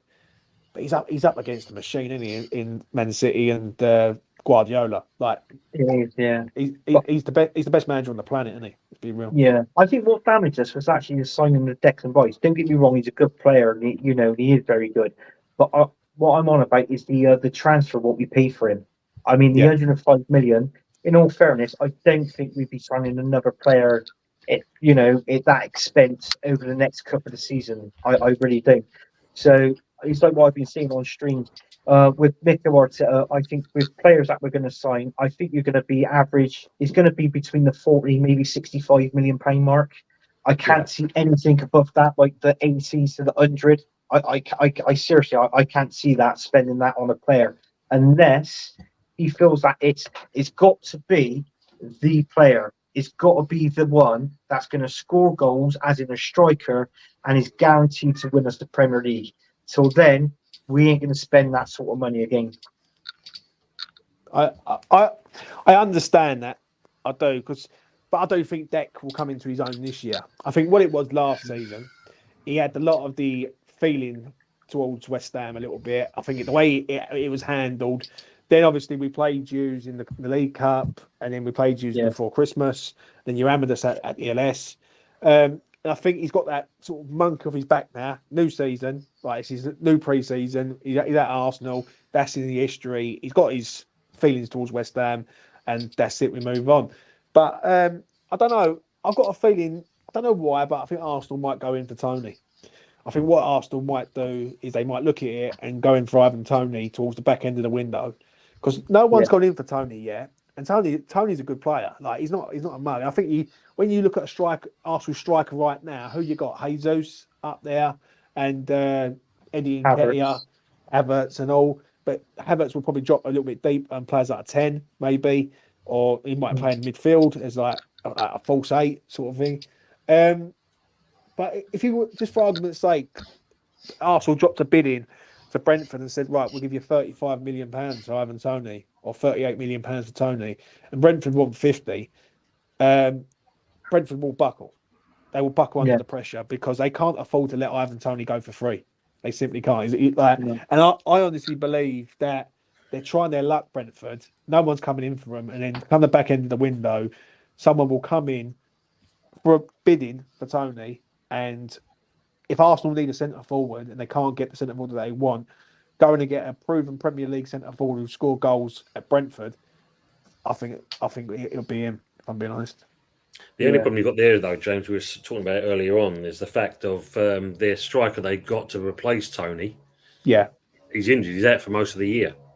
Is he? So he's out for most of the year now. So that's probably going to put the kibosh on any kind of move, unless maybe the January transfer window, possibly. I just don't think they're going to let him go for free time. If you want me to be honest, because I think what it is, if someone said to you right now, there's £40 million for Ivan Toney there, Brentford could do a lot of damage with £40 million. Like they don't. One thing with that club is they don't overspend, and they don't they go out and find players that no one's ever heard of and end up turning them into little gems for them. Yeah. And it's like I think the £40 million for them with an Ivan Toney with a year left, letting him go next year for free, I think would hurt Brentford more than it would do letting him go now. That makes sense because they know they're going to get something there. Do you know what I'm saying? And I heard that the other day about obviously their centre forwards out for a long period of time, but I just think Brentford will go out and find someone else, probably go out and pay out for a winger or a rapid sort of centre forward and work in with Mbeumo. And do you know what I mean? It just comes into its own again. Do you know what I mean? Well, not being funny, if you look at it, Arsenal do that, don't they? If they've got a problematic player and that, they're out of it before you know it. They're gone, aren't they? You know, and you know it yourself. I mean, Aubameyang, you know, like I said, etc. You know, Guendouzi, players like that. If they're troublesome, they're going to be gone. And I think Brentford want Toney gone. They know that obviously the ego is obviously has become bigger than the club, and you can't have that with a player base. Exactly, and it makes you think with Mikel Arteta. You know, is he gonna stand for Tony's ego? Because if you've got a big ego in the place in that, there's something Mikel Arteta doesn't like. Do you know what I mean? He can't control. He's even though he's the manager, I feel that if you've got a player that's got a big ego, I don't think you know how to handle it. I mean, Mikel Arteta, he's still like a learning curve to him, how to approach players, this, that, and the other. I feel sometimes I'm saying if I was a professional footballer and I played for Arsenal Football Club and I had problems, whether it was on the pitch, whether it was personal at home and that, I feel that Mikel Arteta, to me, just gives me that sort of incentive that he's not approachable.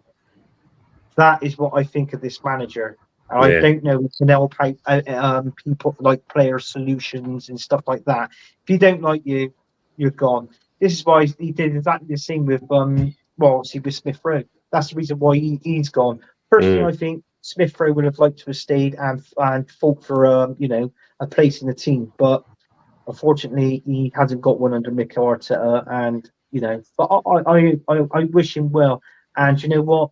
I hope Smith Rowe really does well for Fulham. And hopefully I am surprised. I am surprised no one else went in for Smith Rowe. Like, I'm surprised that Fulham looked at him and took him when other clubs really do need that sort of player. And I agree. I like Smith Rowe, and I think he would have done well at West Ham. I think Absolutely. West Ham would have been the Yeah. sort of club where you can bring him in, you work with him, and I don't know what it is with us at the minute, but young players we seem to be doing all right with, like our youth academy and the youth setup at the minute under Mark Noble. He's doing pretty well, and I think with Smith Rowe, he's that sort of player. Obviously, I think if Lucas Paqueta would have went this window and not have all the betting issues currently right now, it might have been a possibility that he could have come to us. But obviously, where he's sort of free for a year sort of thing, then we've got a free Lucas Paqueta or Smith Rowe, and we're going to have obviously Lucas Paqueta. So, but good luck to him. I agree with you, mate. I really do. I think he's a very, very good player. I think he's been dogged by injuries a hell of a lot. Yeah. Like, he's been so unlucky with injuries, that kid. And going to a club where he ain't going to have no pressure on him, I think will do him the world of good. You know what I'm saying? Yeah. I think at Arsenal he had quite a bit of pressure on him because I can't remember what they used to call him. Like there was a name that he had, like a famous name, and the Croydon Cruyff or something like that. It was or something like that. Do you know what I mean? And you know, good luck to him, man. I like Smith. Yeah. Let me just go into this one and just talk about it because, you know, Arsenal has brought this up and I've left it up on the screen. Villa spent £170 million this window. Is this true? But also, yes, they have. They have spent untold money. But, you know, apparently he's added on to here and that. Yeah, they've spent 175 million in and sold 127 million pounds worth of talent. So that's not a bad return when you think about it. And he's just listed the players here. Look. Onana for 59 million, Philogene from Hull 16, Archer from Sheffield United 17, Baronetta from Juventus 8 million, Barkley Luton 6 million, Illing Jr. from Juventus 40 million, Maatsen Chelsea 45 million. Yeah, but do you know what it is with a lot of them? If I've got that right, Archer used to be one of their players. That's a buyback clause. Philogene's a buyback clause. Yeah. Don't forget they sold Douglas Luiz because of I think it's because of PSR, which sort of thing. They obviously West Ham are in for Duran, and I think if they lower. I think Villa get to a situation where they have to get some money. I think they know West Ham's there. So yeah, it's 170 million for now, but there will be outgoings from Villa. Yeah, I think so. I mean, like, you know, Anthony said with Arsenal, they definitely need to offload there because that's what's killing him there. Steve's adding on, PSR kills £100 million worth of transfers, especially as fees are to be paid over a maximum of 5 years now. Yeah, I think with that Douglas Luiz as well, I think, was it Juventus? Was it around about 30 million? Yeah. It was round about there, wasn't it? Because, I mean, the season before, I mean, we were sniffing around him, like, because we were thinking, like, you know, we'd probably get him. And then, for some particular reason, Aston Villa, they slapped a £100 million price tag over his head. And it was like flying on. And they, you know, obviously, something obviously went wrong there. Gone to Juventus now for around about 30 million, which is a steal for him. Douglas, that is an absolute steal for, you know, that player, that caliber. Yeah. So, you know, I think fair play to him. Look, but it would have been nice to obviously have brought in someone like that into our midfield. He would have suited the role there very well at Arsenal. I mean, just going on what you said about the money, you know, 100 million. I don't know if it was us. It was linked to it. There was some player I think was, you know, someone was looking to buy. I think it might have been West Ham, but the agents' fees was £10 million. Yeah, I think it was Mazraoui. I think it was. Or something like that. Man United's got money to burn, so you know, there you go, Fuzzy. You've got to spend that apparently. But it also was Osmond last year. Like that happened in January with the agents' fees and all that. Do you know what I'm saying? But I do think, especially when it comes to us as West Ham fans, I do think Sullivan plays the game a little bit and says, "Oh yeah, what we do it on agents' fees," because he doesn't want the player. Do you know what I mean? So that wouldn't surprise me. Yeah, well, of course, you think we stumbled over that one, and Villa's got him. Yeah.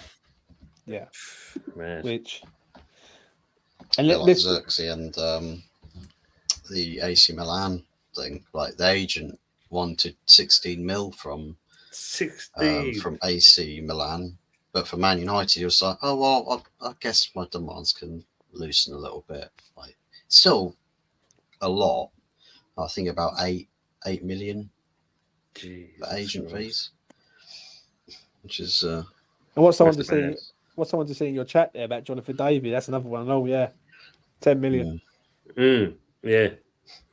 Cut Shaw asked Arteta in the press conference about a big deal in terms of transfer fee, and he said no, base. Oh, fuck yeah, no. Apparently, Jesus rumour as a nibble from the Saudi League. Dobby and Everton, 12 million as well. 172. That's still about them. I've seen from the AFTV lot in a title of their video, Arsenal don't get bullied anymore. Yeah. Yeah. I think that's a full statement right there. I think the business Arsenal are doing at the moment is open goals, we'll call them. They're straightforward, they're obvious.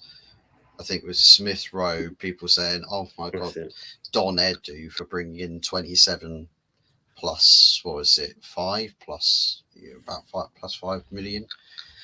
I'm like, but Emil Smith Rowe was always going to leave Arsenal for about that amount. Probably could have maybe on another year squeezed out more. It's an open goal type deal to get money from. And various other players in the Arsenal squad where you could do the same thing.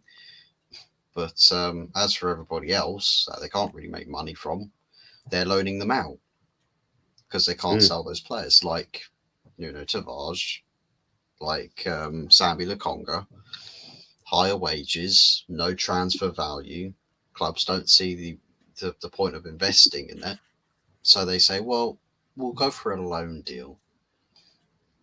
No, like you have to pay as part of the loan deal. Like you have to buy the player once your deal's done. It's an option, no obligations, just options. We'll take the player back if he doesn't quite work out. So your Deadwood just keeps coming full circle. So you don't really get people out the door and off the books permanently, and then start replenishing the squad with players that the team actually needs. You're just having to then service those same players coming back, which makes it even more expensive. So yeah, there's that's mad. I wouldn't say Don Edu is quite living up to his trophy award-winning status of football director. I don't know how on earth he's managed. He's definitely done like bloody, what was it, Qatar buying the World Cup. He's bought that award. He's gone on eBay, he's found it, and it's just like, yeah, guys, look at me. Also, when it's saying about obviously like the Villa business, so all the transfer activities that I'm checking, the clubs, or as well as obviously Villa, also sold well. Something Arsenal foul at. Yeah, it just seems that you hold on to him like dead wood for some reason. I don't know what that's all about. He's got in there. Do Nottingham Forest hold the record for transfer quantities? Just check their activity. They've brought in a whole 23-man squad, and the outs around the same. Wow! Imagine if you get players' names on. Jesus. Your shirt next season, different names. You'll have to get one of them shirts with the old Velcro hook and loop in that, so you can just peel off the name and stick a new one on. Big up BX Gunner. His injuries could have guaranteed more money than what we've received. Love your show earlier, by the way, James. Smiley happy, better than frustrated. I know, mate. I know. James is Steve. How can you say that about James? He's never like that. He's always got a smile on his face. Yeah, I try to be positive, but this club does drive me mad. I do like to try and be a bit upbeat, but I also do like to try and be real. Also, I mean, I'm not going to sit there and go, everything's all good in the Garden of Eden when it ain't. Do you know what I mean? So, I appreciate it, Steve. I really do, mate. That's good. Michael Chelsea FC. West Ham definitely need another striker. Given we all know Skamaka didn't work out the board, and Lopetegui need to get it right this time.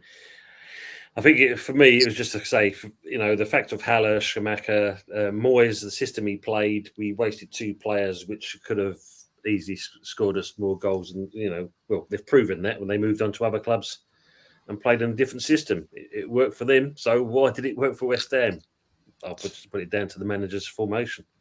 So that's But actually, Man United was actually interested in him as well. yeah, that's right. I remember them. Yeah, I remember it saying it. But obviously, he went to West Ham. It's like what you said; it didn't pay off. But certain players playing at certain teams, the way they play, they find it hard to link up with the style of play that the team is used to, sort of thing. And coming from abroad into a Premier League, in all fairness, it is a big step from these players from abroad, because some of them they ain't good in the Premier League. No. So, but not being funny, Anthony. I remember, Darren Bent when he was at Charlton, he was scoring goals for fun. yeah. He then signs for Spurs. Ramos never played him in the same way, and his goals dried up overnight. Yeah. I mean, years back, we we bought David Kelly from Leicester. He was scoring goals for fun for them. The man couldn't hit the goal from 3 yards out. No. True. Planes from Gatwick and Heathrow at the diverter around Upton Park and that, feared of being knocked out the sky because the shots he fucking missed. He was that bad. Yeah. Poor bastard. That's one thing with West Ham also, though, that we always struggle with strikers. Like, ever since Sullivan's been here, I think if I've got this right, it's 100+ strikers that Sullivan's signed in his time at West Ham since 2010. So that's like 14 years, yeah. And he's got about, if I say he's got 4 right, that's me being kind. So yeah, you know what I mean. So that just tells you what you need to know. Wow. Richard saying, I think Arsenal will give Arteta one final season, then he'll be out the door if he don't deliver a trophy forthcoming season. And the new manager will call Nketiah back from loan for the 25-26 season. Oh, you can just see it. No. I reckon he should go to West Ham. John Redford. He's just waiting for James to comment on that one. Richard, don't know why West Ham don't get Tommy Conway from Bristol City for a striker. He banged 2 past him last season, proven goal scorer. Mate. I know. I'm still getting over it now. Like, you know what I mean, but it is what it is. Oh, that was quality. That was brilliant. That was. He was actually called up, I think, for the Scotland team in the Euros because they had a couple of injuries, towards their strikers, so they called him up. But obviously, he didn't really do anything. But I mean, he's a young lad. He's good. He's learning the game. He's one of the top quality strikers there. But we've had a few players that leave us. Alex Scott at Bournemouth. Menu for Bournemouth as well. He scored against us in the friendly when we drew 1-1 with Bournemouth last week. So we've had a few good ones. Andy Cole, there's another one. Yeah. Yeah. I don't know if he's still in the chat, but Dave asked this question to us. Question to the panel and everyone in the chat: who are the top 3 players in the Premier League right now? Harry Maguire, Scott McTominay. I think Rodri's definitely one of the top 3. Yeah. For his influence. I would say Rodri's one of the best players in the Prem. Like, I think one he's of the best players in the world. Yeah. You've got to put Foden and Palmer there, personally, in my opinion. That's 2 out of 3. But I mean, what's the other one? What can you say? Haaland? He's a goal scoring machine, isn't he, really? So Eddie Nketiah. Different gravy. Well, as Steve says here, look, we're missing the trick here. Look, Ben Johnson. That's it.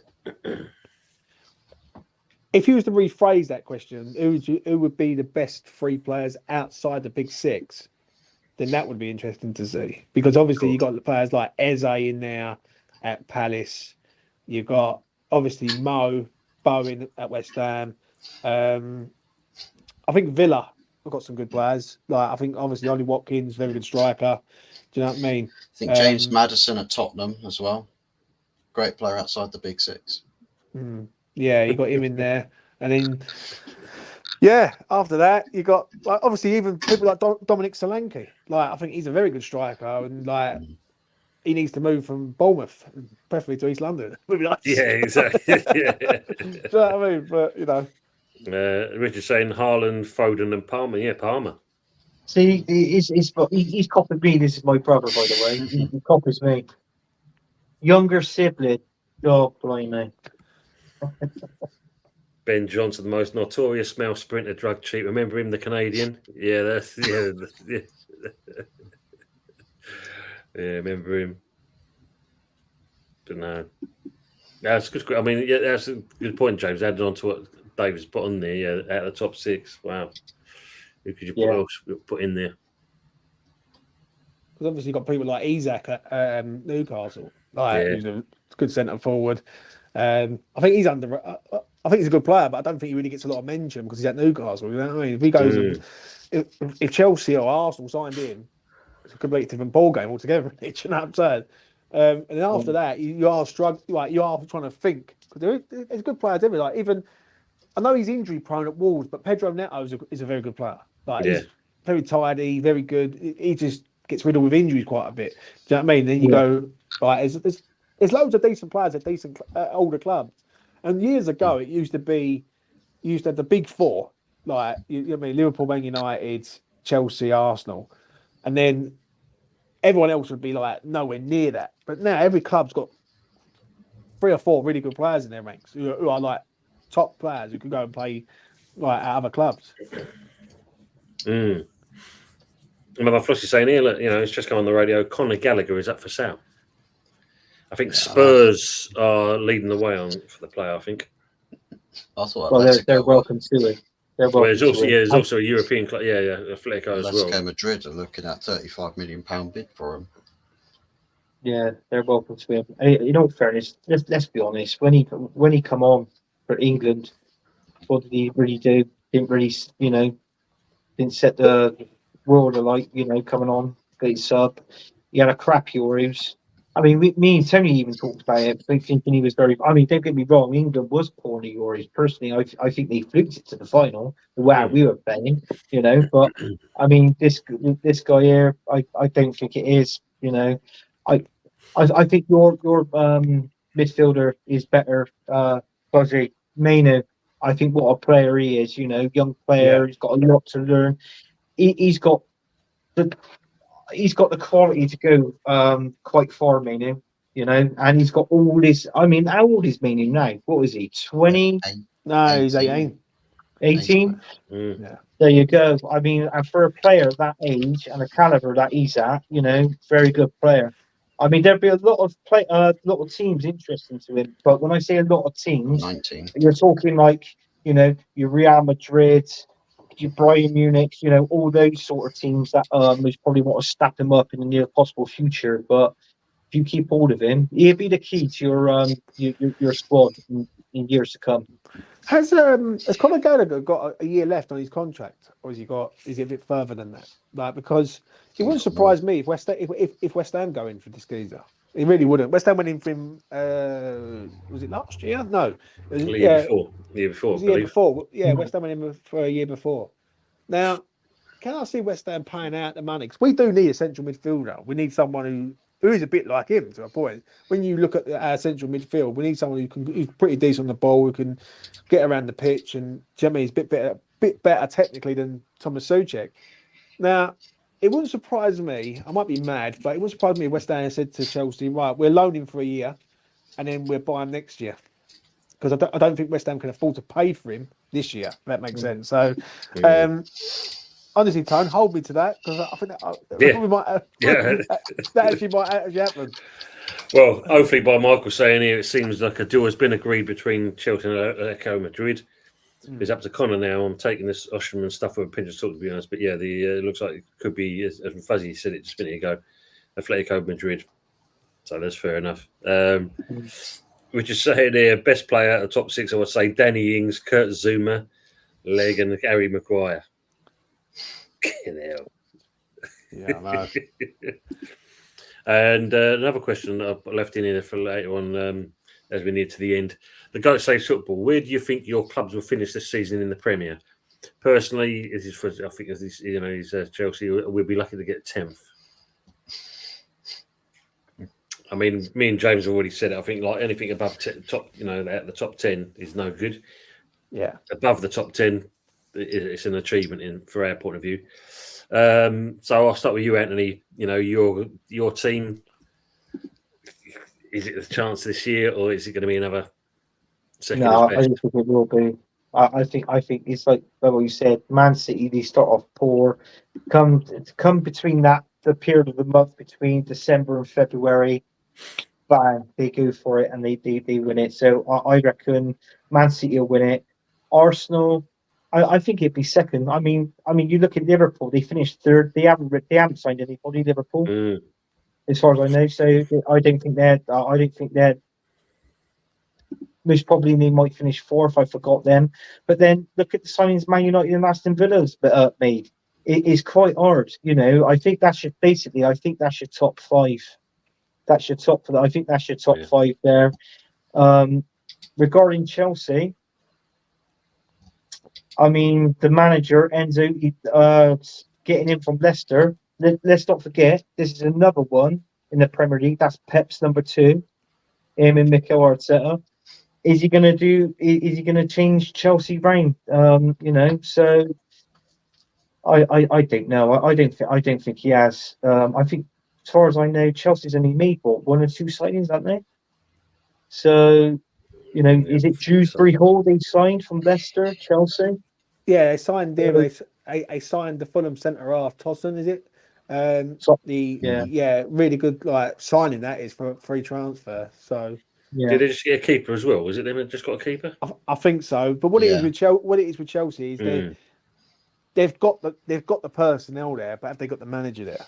That's the one. I think if they do go out and get Osimhen from Napoli, then they are meaning business because he's a proper Chelsea player for me.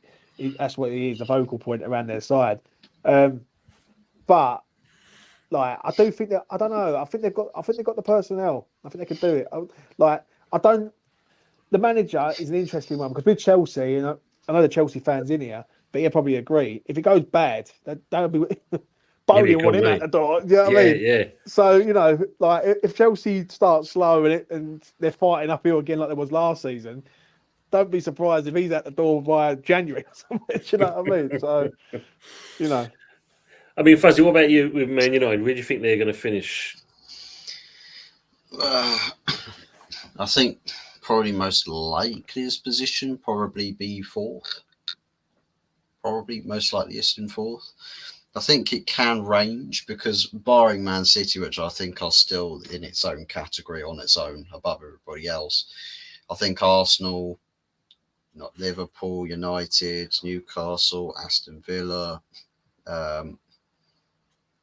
Tottenham, all of these clubs can just sort of interchange league positions all season long. There could literally be a 17 battle for top four from game week 1 to 38.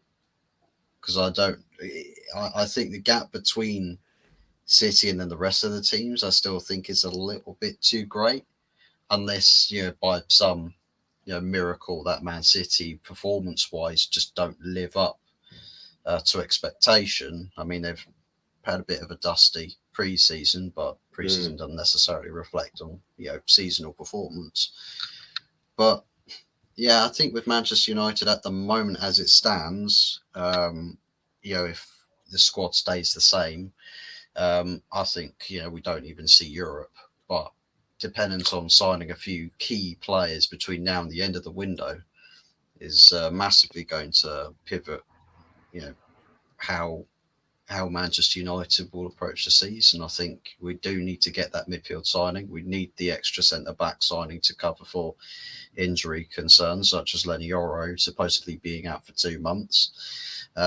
That's not official. That's not confirmed. That's just the media saying that they fear that it could be that. But we'll hear about it tomorrow, apparently. We want to sign Mazraoui as a fullback replacement to Wan-Bissaka. Another left back signing is somebody else that they want to get as well. Whoever that is, I think Kadioglu would be a good option, but I think that's just the fans deciding that transfer story's got any legs to it. I think again after Ugarte for a midfield signing, we want another one because we want depth, and ultimately with depth, you want the right sort of the right sort of profiles in midfield that provide you with not just a balance for your team, but also play or do the individualistic roles that your manager wants them to do. So you don't have people having to sort of be a square peg trying to fit a round hole. You got a round peg to fit the round hole. So there's that sort of concern that we've got. I think with the striker situation, with Rasmus potentially, I think he's pretty much going to be cleared to train again, like in the next couple of days. So it's not a major concern at all with Højlund. But as for like a third option, third/fourth choice for striker, I think people were wanting us to go into the market for that. Maybe we've just signed a third, an outsider third choice for the first team striker spot with Tudor Robbie Martin from Arsenal. A bit more sort of throw your hat in the ring, see what you can do. But if the professionals back his ability and back what he's capable of doing, then if you're good enough, you're old enough. So there's still a lot of work that still has to be done on top of not just signing players, but getting rid of players as well, clearing the wage bills. But I still think that with Ineos, the intention's very much still there. I just think a bit of a roadblock with a few things, needing to wait for sales in order to buy. But I think once you get the priorities done and sorted, then perhaps these smaller multi-million pound deals to sort of round out the window. And if we can do that, then I think we'll be in a good place. Sounds interesting for you. I mean, look at that. Look, Man City have just spent 12 million euros so far. There you go. There you go. And there was reports linking us with Alvarez going back a few days ago, saying 77 million. And Pep's got an ideal for a cheap younger striker. Well, same age striker, but for much cheaper. I think it's about 35 million or something like that. And then, they reckon he's better than what Alvarez was. So I bought this up last night on Leeds show, I'd say. And it just makes you think. He just wants to buy the players in. He's got the desire to look for talent. I keep saying it. I know it sounds boring, but I think quicker this guy's gone out of Arsenal Football Club, the better, to be honest with you. Yeah. Yeah, I get that, Anthony. I mean, it's, me and James are used to it. We're West Ham at the end of the day. We've seen it. You guys, unfortunately, I'm not used to this kind of, this level, or should I say for this period of time. I think AFC always summed it up last night on that show. I think, was it 20 years without a title, 30-odd years, I think one of the Europa things, and 6 years with a cup. That He's 21 years now without a Premier League title going into this season. If we don't win it next season, 22 years. So that's what I keep saying. 22 would be 23, 23 would be 24. So if Arsenal fans is happy with it, then that's down to you, but I'm not. Yeah, I get that. Arsenal saying a better question: where will Liverpool finish this season? Post club, and will Man United finish above them? I think Man United possibly will do, because as I think we've all alluded to this. James has said it tonight on this show. We've said it previously on the other shows. This Arne Slot, I don't know.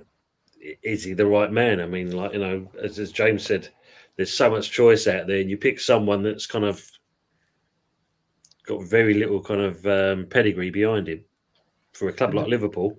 And the thing is, Dutch managers coming over from Dutch league don't always usually kick into gear. You know what I mean? Especially in the Premier League. So, I think Liverpool fans ain't expecting much. I'm going to be honest. I was hearing what the boys was just saying there about their clubs. I think Man United might surprise people this year. I don't know why.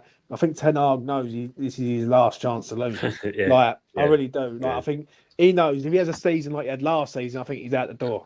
I think he'll probably get sacked mid-season. So I don't think Ten Hag will have as bad a season as he did last season, and I think he knows what he's up against. I think on the Arsenal front, it all depends on the window for me. I think if they go out and do get certain personnel, Arsenal will challenge them, but the problem with it is that they're up against the machine, the Man City. And Man City just know how to win the title. It's as simple as that. And that's not a bad thing. It's just that you're up against a team that don't lose games when they don't have to. Do you know what I mean? Like, and City will go to a place and win, and where Arsenal might go to a place and draw. And I do think if Arsenal repeat the same thing again this season, and they go to Manchester City, they have to go there to win the game and not draw the game. Do you know what I mean? So basically, what it is like, I think with Arsenal, it's all about the window for them. Yeah, I think the window will tell you where Arsenal will finish. I think for us, I think it's a top 10 finish for me. I'm not going to go over the top and say like Europe, but I do think there's key factors that we can get Europe if certain teams fall away. I think if Newcastle ain't the same as they usually are, Villa ain't the same as they usually are, I think we can get in there. And usually someone out the big six usually falls apart. I'm opening Spurs, but you know what I mean? So, you know, and we can all we'll all be happy then. But you know, we could all agree on that.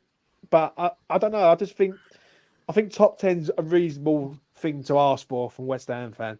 All right, I think anything lower than that's not acceptable for me. And I think a top 10 should be right. But I think to give you my prediction, I think Man City will win the league again.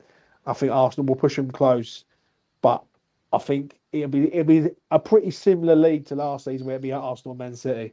And I actually think Man United do get top 4. I really do. I think they will go past. Villa will be out the way. I think Man United do get top 4. They'll probably finish 4th, if I'm being honest. No bad shout. I like Mama Flossie's comment. Try being a Toon fan. We haven't won a spoon, never mind a cup or title. Tim Albert, so we all know this one. None of them, Tim. Yeah, exactly that. Would you go on AFTV? There, Anthony, there's one for you. Would you go on AFTV viewers asked? No. Good. No. They I don't think they're like me in what I got to say. They're all Arteta sexuals, aren't they? They're all Arteta. I'm not. Yeah, big up Tony, DJ Crane. Big up to the panel. Haven't you heard Top Goon is saying Arsenal are doing the quads? With 140 title point. Yeah. Why are we saying Arsenal going to finish any lower than first? Everyone and their grandmother tells us that they're getting 114 points this season. Somebody's watched. I think I've seen a video on this, and I was just watching it, and I think it was Julian. I think it was Julian that said that 114 points or something like that. And he's a professor. Yeah, he's talking ridiculous. Yeah, as Yeti said here, Arsenal far too big for their boots, to be honest. Yeah, again, this is the managers. I think they've kind of developed that kind of culture. Hence why you could probably say the squad of players they've got, there's not enough strong spines in that team. Like your Granit Xhaka personalities that will be wanting to go out and fight people to win the game of football. It's interesting you say that, Fuzzy. Rice, he's probably a bit, He's I don't think he's the sort that will sit there and I will go knee deep in shit for this club. He looks like he's busy trying to smile whilst advertising rice pots and bloody be everybody's best friend. I don't know. I understand what you're saying. Don't get me wrong, right? I will defend Deck, right? I think if he was captain of Arsenal, it would mean a bit more to him, if that makes sense. Because when he was captain at West Ham, he gave it everything for the shirt. And I don't think even any West Ham fan in their right mind would not stand there and go, "Yeah, he didn't give everything for us." Like he did. Like he simply did. Now, I think I agree with what you said there about with the rice stuff, rice products, because you are right. Rice, baby. All that stuff. But I don't know. I think this season for him, in all seriousness, I think you will see the Declan Rice, like the Arsenal Declan Rice. I think last season it was like when we say about transition of teams, I think it was a transition of a player. I think Deck is a player. I think Arsenal have to pinpoint what position he is, because to me, this thing about him going forward and trying to score goals, that's not Declan Rice, mate. Declan Rice is up there as being a really, really good defensive midfielder, and that's where he should be. Like, as a West Ham fan, and Tony can probably back me on this, when a few years ago when we had Rice as a sitter sit there in front of the back four, and Souček was going forward. Souček would score the goal. Declan would sit there, and he would marshal that back line, and he would cover anything, any danger coming in. Yeah. I think with Arsenal, Arsenal haven't got that DM, and they don't. And I think Declan's dictating to Arsenal, like he was trying to do with West Ham, of where he wants to play. And I think if you have Declan Rice sitting there, then it's all well and good for me. It really is. Yeah, I think he's trying to get into that position where he wants to be, instead of a DM, he wants to be like a box to box sort of player, so he's doing both. But I mean, you look at the area. I mean, obviously, when you see that map after the game, and literally the area of the pitch what Declan Rice covers is unbelievable compared to any other Arsenal player. I think what it is, right? I think what it is with him is that in big games, massive games, like big 6 games, like Manchester United away, City away, Liverpool away, Declan Rice has to be a defensive midfielder. He just simply has to be. I look at Dec, and I see a player there who's trying to be something he isn't. If, in my honest opinion, I look at him and I think, you were shit hot as a defensive midfielder, even for England. When he was a defensive midfielder, he would be out, especially when he was at West Ham. I think in the Euros, I don't think he was all that. But I was going to say, not in the Euros, you definitely can't say that quote. That's for sure. Yeah, but Tone, when he was at West Ham, I don't remember him having a really bad game for England. I really don't. And I think West Ham, I think Arsenal are trying to make him into a player. I think it also goes with him. Also, I think he's trying to make himself into a player that he really isn't to a point. Mm. Yeah. Well, because we spoke about it before, me, Anthony and Fuzzy before. Because when you look at Declan with Arsenal recently, it's a case of he's been more of a license, so he's actually pushing more forward than he is defensive. And as you said, is that what kind of caused what we saw the performance in the Euros, because he's trying to do that same thing? 100%. Whereas we know his forte is box to box defensively, because that's what he did with us. You can make it in the 18-yard box net, but you can also run back to our 18-yard box to be defensive.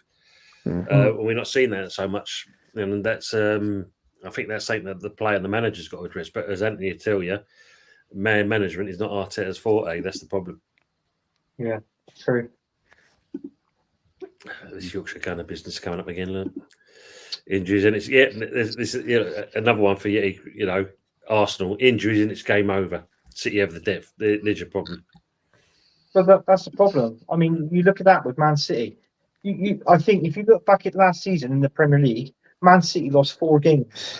So from the start of the season to, let's say, to the end of the January transfer window, I mean, it's a possibility. If we've lost 4 games by then, I personally think our title's done.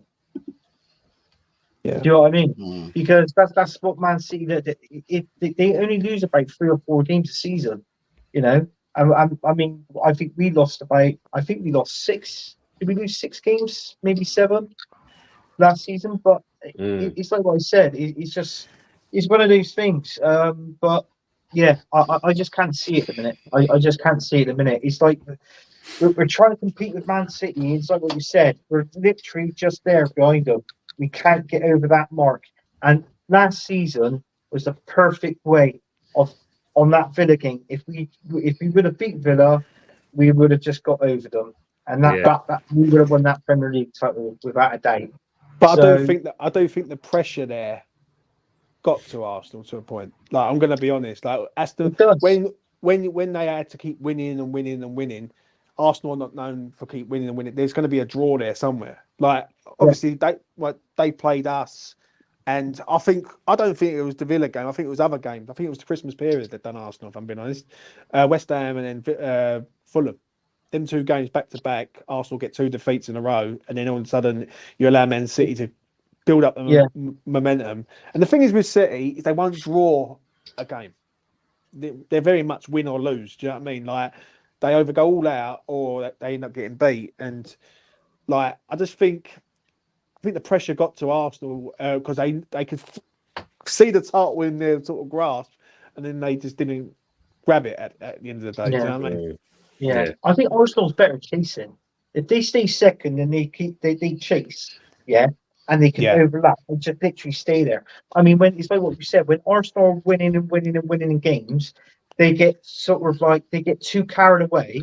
And then on the last few games of the season, I don't know whether I think the mentality, I just think it just literally just goes. And then obviously Man City steps up to the plate, overtakes us, and bang, that's it. They've won it. Yeah. So this is what I mean. I mean, I think the mindset with players. I mean, like years ago, when if you look at Fuzzy's team like Man United and Arsenal, where we used to have our battles, the likes of Roy Keane and Patrick Vieira, their mindset, their focus as they're going out the tunnel onto the pitch. Yeah. I don't feel like you see that with players anymore. They're all like laughing and joking in the tunnel, just like when they're just before they go out onto the pitch, like sort of thing. So I just don't think anybody's got their mindset right now. It's all different now. I think he was trying last year. I think Arsenal were getting there, but I think Arsenal put pressure on themselves to a point. I think Arsenal actually eventually put the pressure on themselves because there was moments last season where they were celebrating a win like they'd won something. Like, do you know what I'm saying? And with Manchester City, they'll go to a place like Brighton where they're a bit up and down when they go to Brighton and they just demolish them. And they go, that's it, that's done next. Who's next? And like, I remember obviously the final game of the season, they're playing us. And there's no way Man City were always going to come out and just blow us away. Do you know what I'm saying? and that's what they do. They just know how to win. And I just think I agree with what you said there about Arsenal coming from behind and obviously being in that sort of bracket and pushing City, because then City could fold in the end. But I think with Arsenal, where they've not been in that situation for many years, and I don't think they've got the personalities to maintain that over a period of time. That's the reason why they failed in the end, mate. If I'm being honest. Yeah, no, you're right. You're absolutely right. As we're getting into the end, I mean, James, thanks for coming to the show. As our special guest, it's good to have you on here. What do you think? The question I want to put to you is this: there's this rumor flying around, and I don't know how much strength it's got to it. We saw obviously Amanda Staveley and her husband leave Newcastle. Yeah, and obviously, apparently, they've got £500 million burning in their back pocket. There's talks of Spurs, but the recent one there is they could invest in West Ham. You see any truth in it? It all goes back to Sullivan, mate. If I'm being honest, it all depends on what he wants. If he wants out, and he wants I know. If he wants to take a backward step, then you never know. You never know. I do think there's a lot of issues at West Ham where Sullivan's starting to piss off a lot of the fan base, and like it goes away from football. Where this is going for like the modern day match going fan with ticket prices and things like that, and concessions and everything else. Yeah. And I just don't see Sullivan being there for much longer. Now, if they come in and they want to invest in the club or whatever, I think it's a good thing. Do you know what I'm saying? And I think West Ham should be looking like that. But I think we've got a lot more issues, mate, if I'm being honest. I think this ticket thing, what's going on. And it'd be interesting to get what the boys think on that, because I think that's just that's scandalous, especially in the 21st century, if I'm being honest. Yeah, we covered that last week, funny enough, because we were saying all about it. And I mean, Steve was saying, the amount of ticket sales for this Betway Cup, how low they are.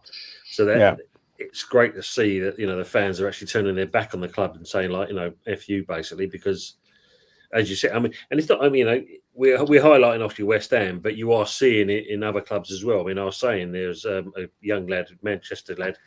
He does all things about travel and this and the other, but he talked about the concessions, and he went to the Etihad, and there's a local pub just up the road from it, and he asked them what your feelings are now, and what would your feelings be now if they do this concession thing. And for a lot of them said, there's no way I'll be able to go and watch the game. I'll just be priced out. And what Sullivan and whoever the board has decided to do this thing with West Ham, it's just as you said. But what I'm pleased to see is that the fans, I mean, I joked with Anthony, because when they were going to have a protest and you only had 200 fans turn up to do a protest, it's not exactly great. But at least with us, we're seeing a bit more solidarity, and we're definitely sticking two fingers up at the club. I think what it is, just to be quick, and what I'm going to say is that I think when you start mugging off the old age pensioners and the children, like the next generation of fans, that's when enough's enough for me. Do you know what I'm saying? For a ticket for an under 21-year-old is £100. That's ridiculous. If you've got a family of 4, 2 adults, 2 children, it's going to cost £400 to go to watch 90 minutes, which to me is an insult. It's an insult, especially in this modern day. Now, if we owned the ground and the ground was ours, I think you could look at it from a different aspect. You could say, right, charge a bit more for the adult, but lower the youth and lower the old age pensioners. Yeah.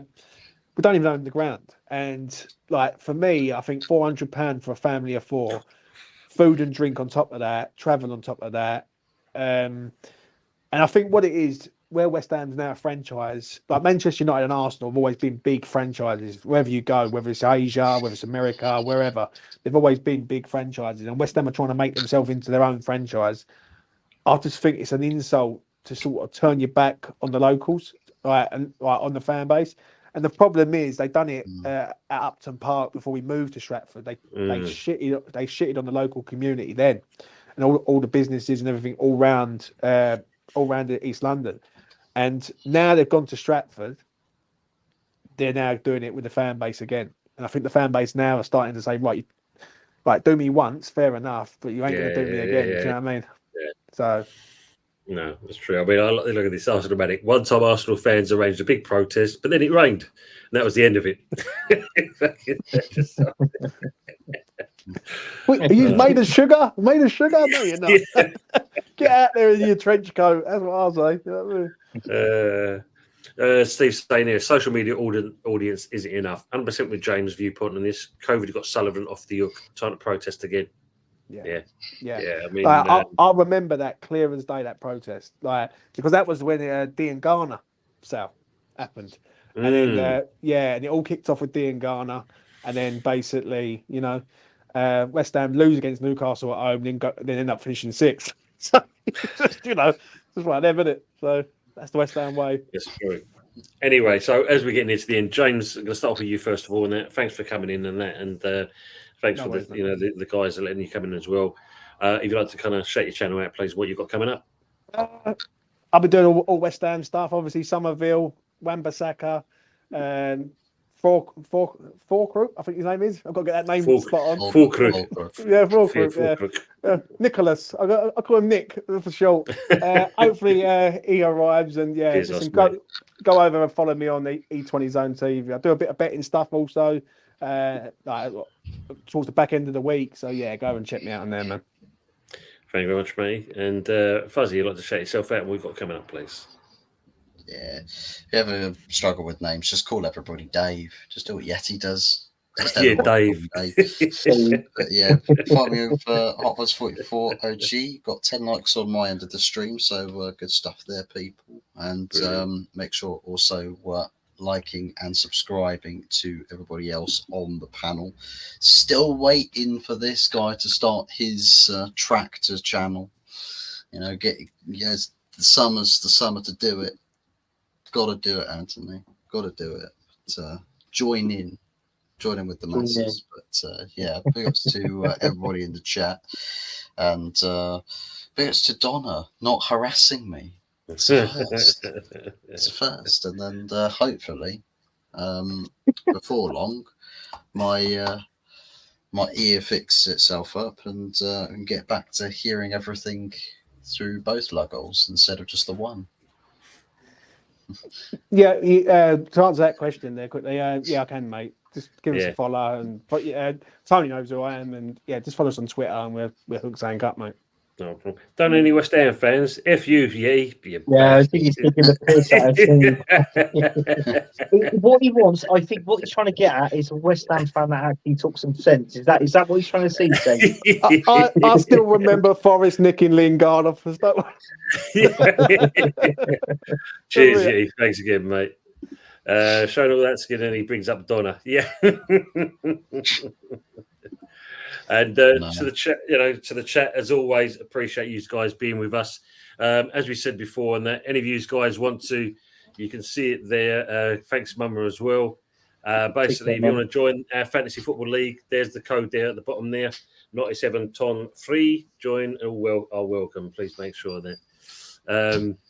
97 ton Tony. Exactly, that's it. Bro, nicking Lingard was not a plus, apparently, for Forest. Yeah, I know. He did Ricky once and then left to South Korea or Japan, was it? Yeah, South Korea. Exactly. Even if Kevin Ball reckon Kudus is off with all signings being made. Not at the moment. I mean, by all accounts, the buyout clause that should have been triggered on the 1st of July was never triggered. So hopefully we've got him for a bit longer. Maybe for one more season, possibly. I think that might be the case with that. But hopefully, no. I hope you keep him well, though, Kevin Ball. Good to see you. Anthony, yourself, what you got coming up? Where are you? Etc. Etc.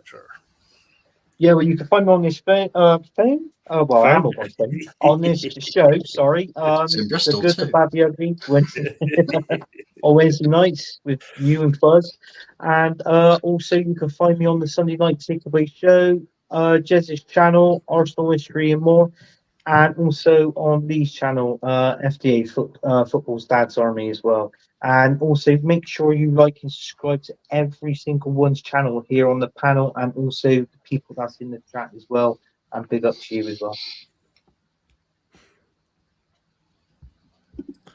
Yes, he does, Mama. He has E20 Zone TV. That's where you find James on YouTube. Yeah. He's the one with a smiley face. You'll easily find him. I mean, I'm happy today, but tomorrow I'm like, I was gonna. I'll wait for the next stream that comes out. You know, for well tomorrow time when the deal falls through, I'll be going bloody mad. But you know, I've got to enjoy it for at least 12 hours at least. Steve, so when did the FD one day release clause come from? No idea, mate. Apparently, it had to be done by the 1st of July.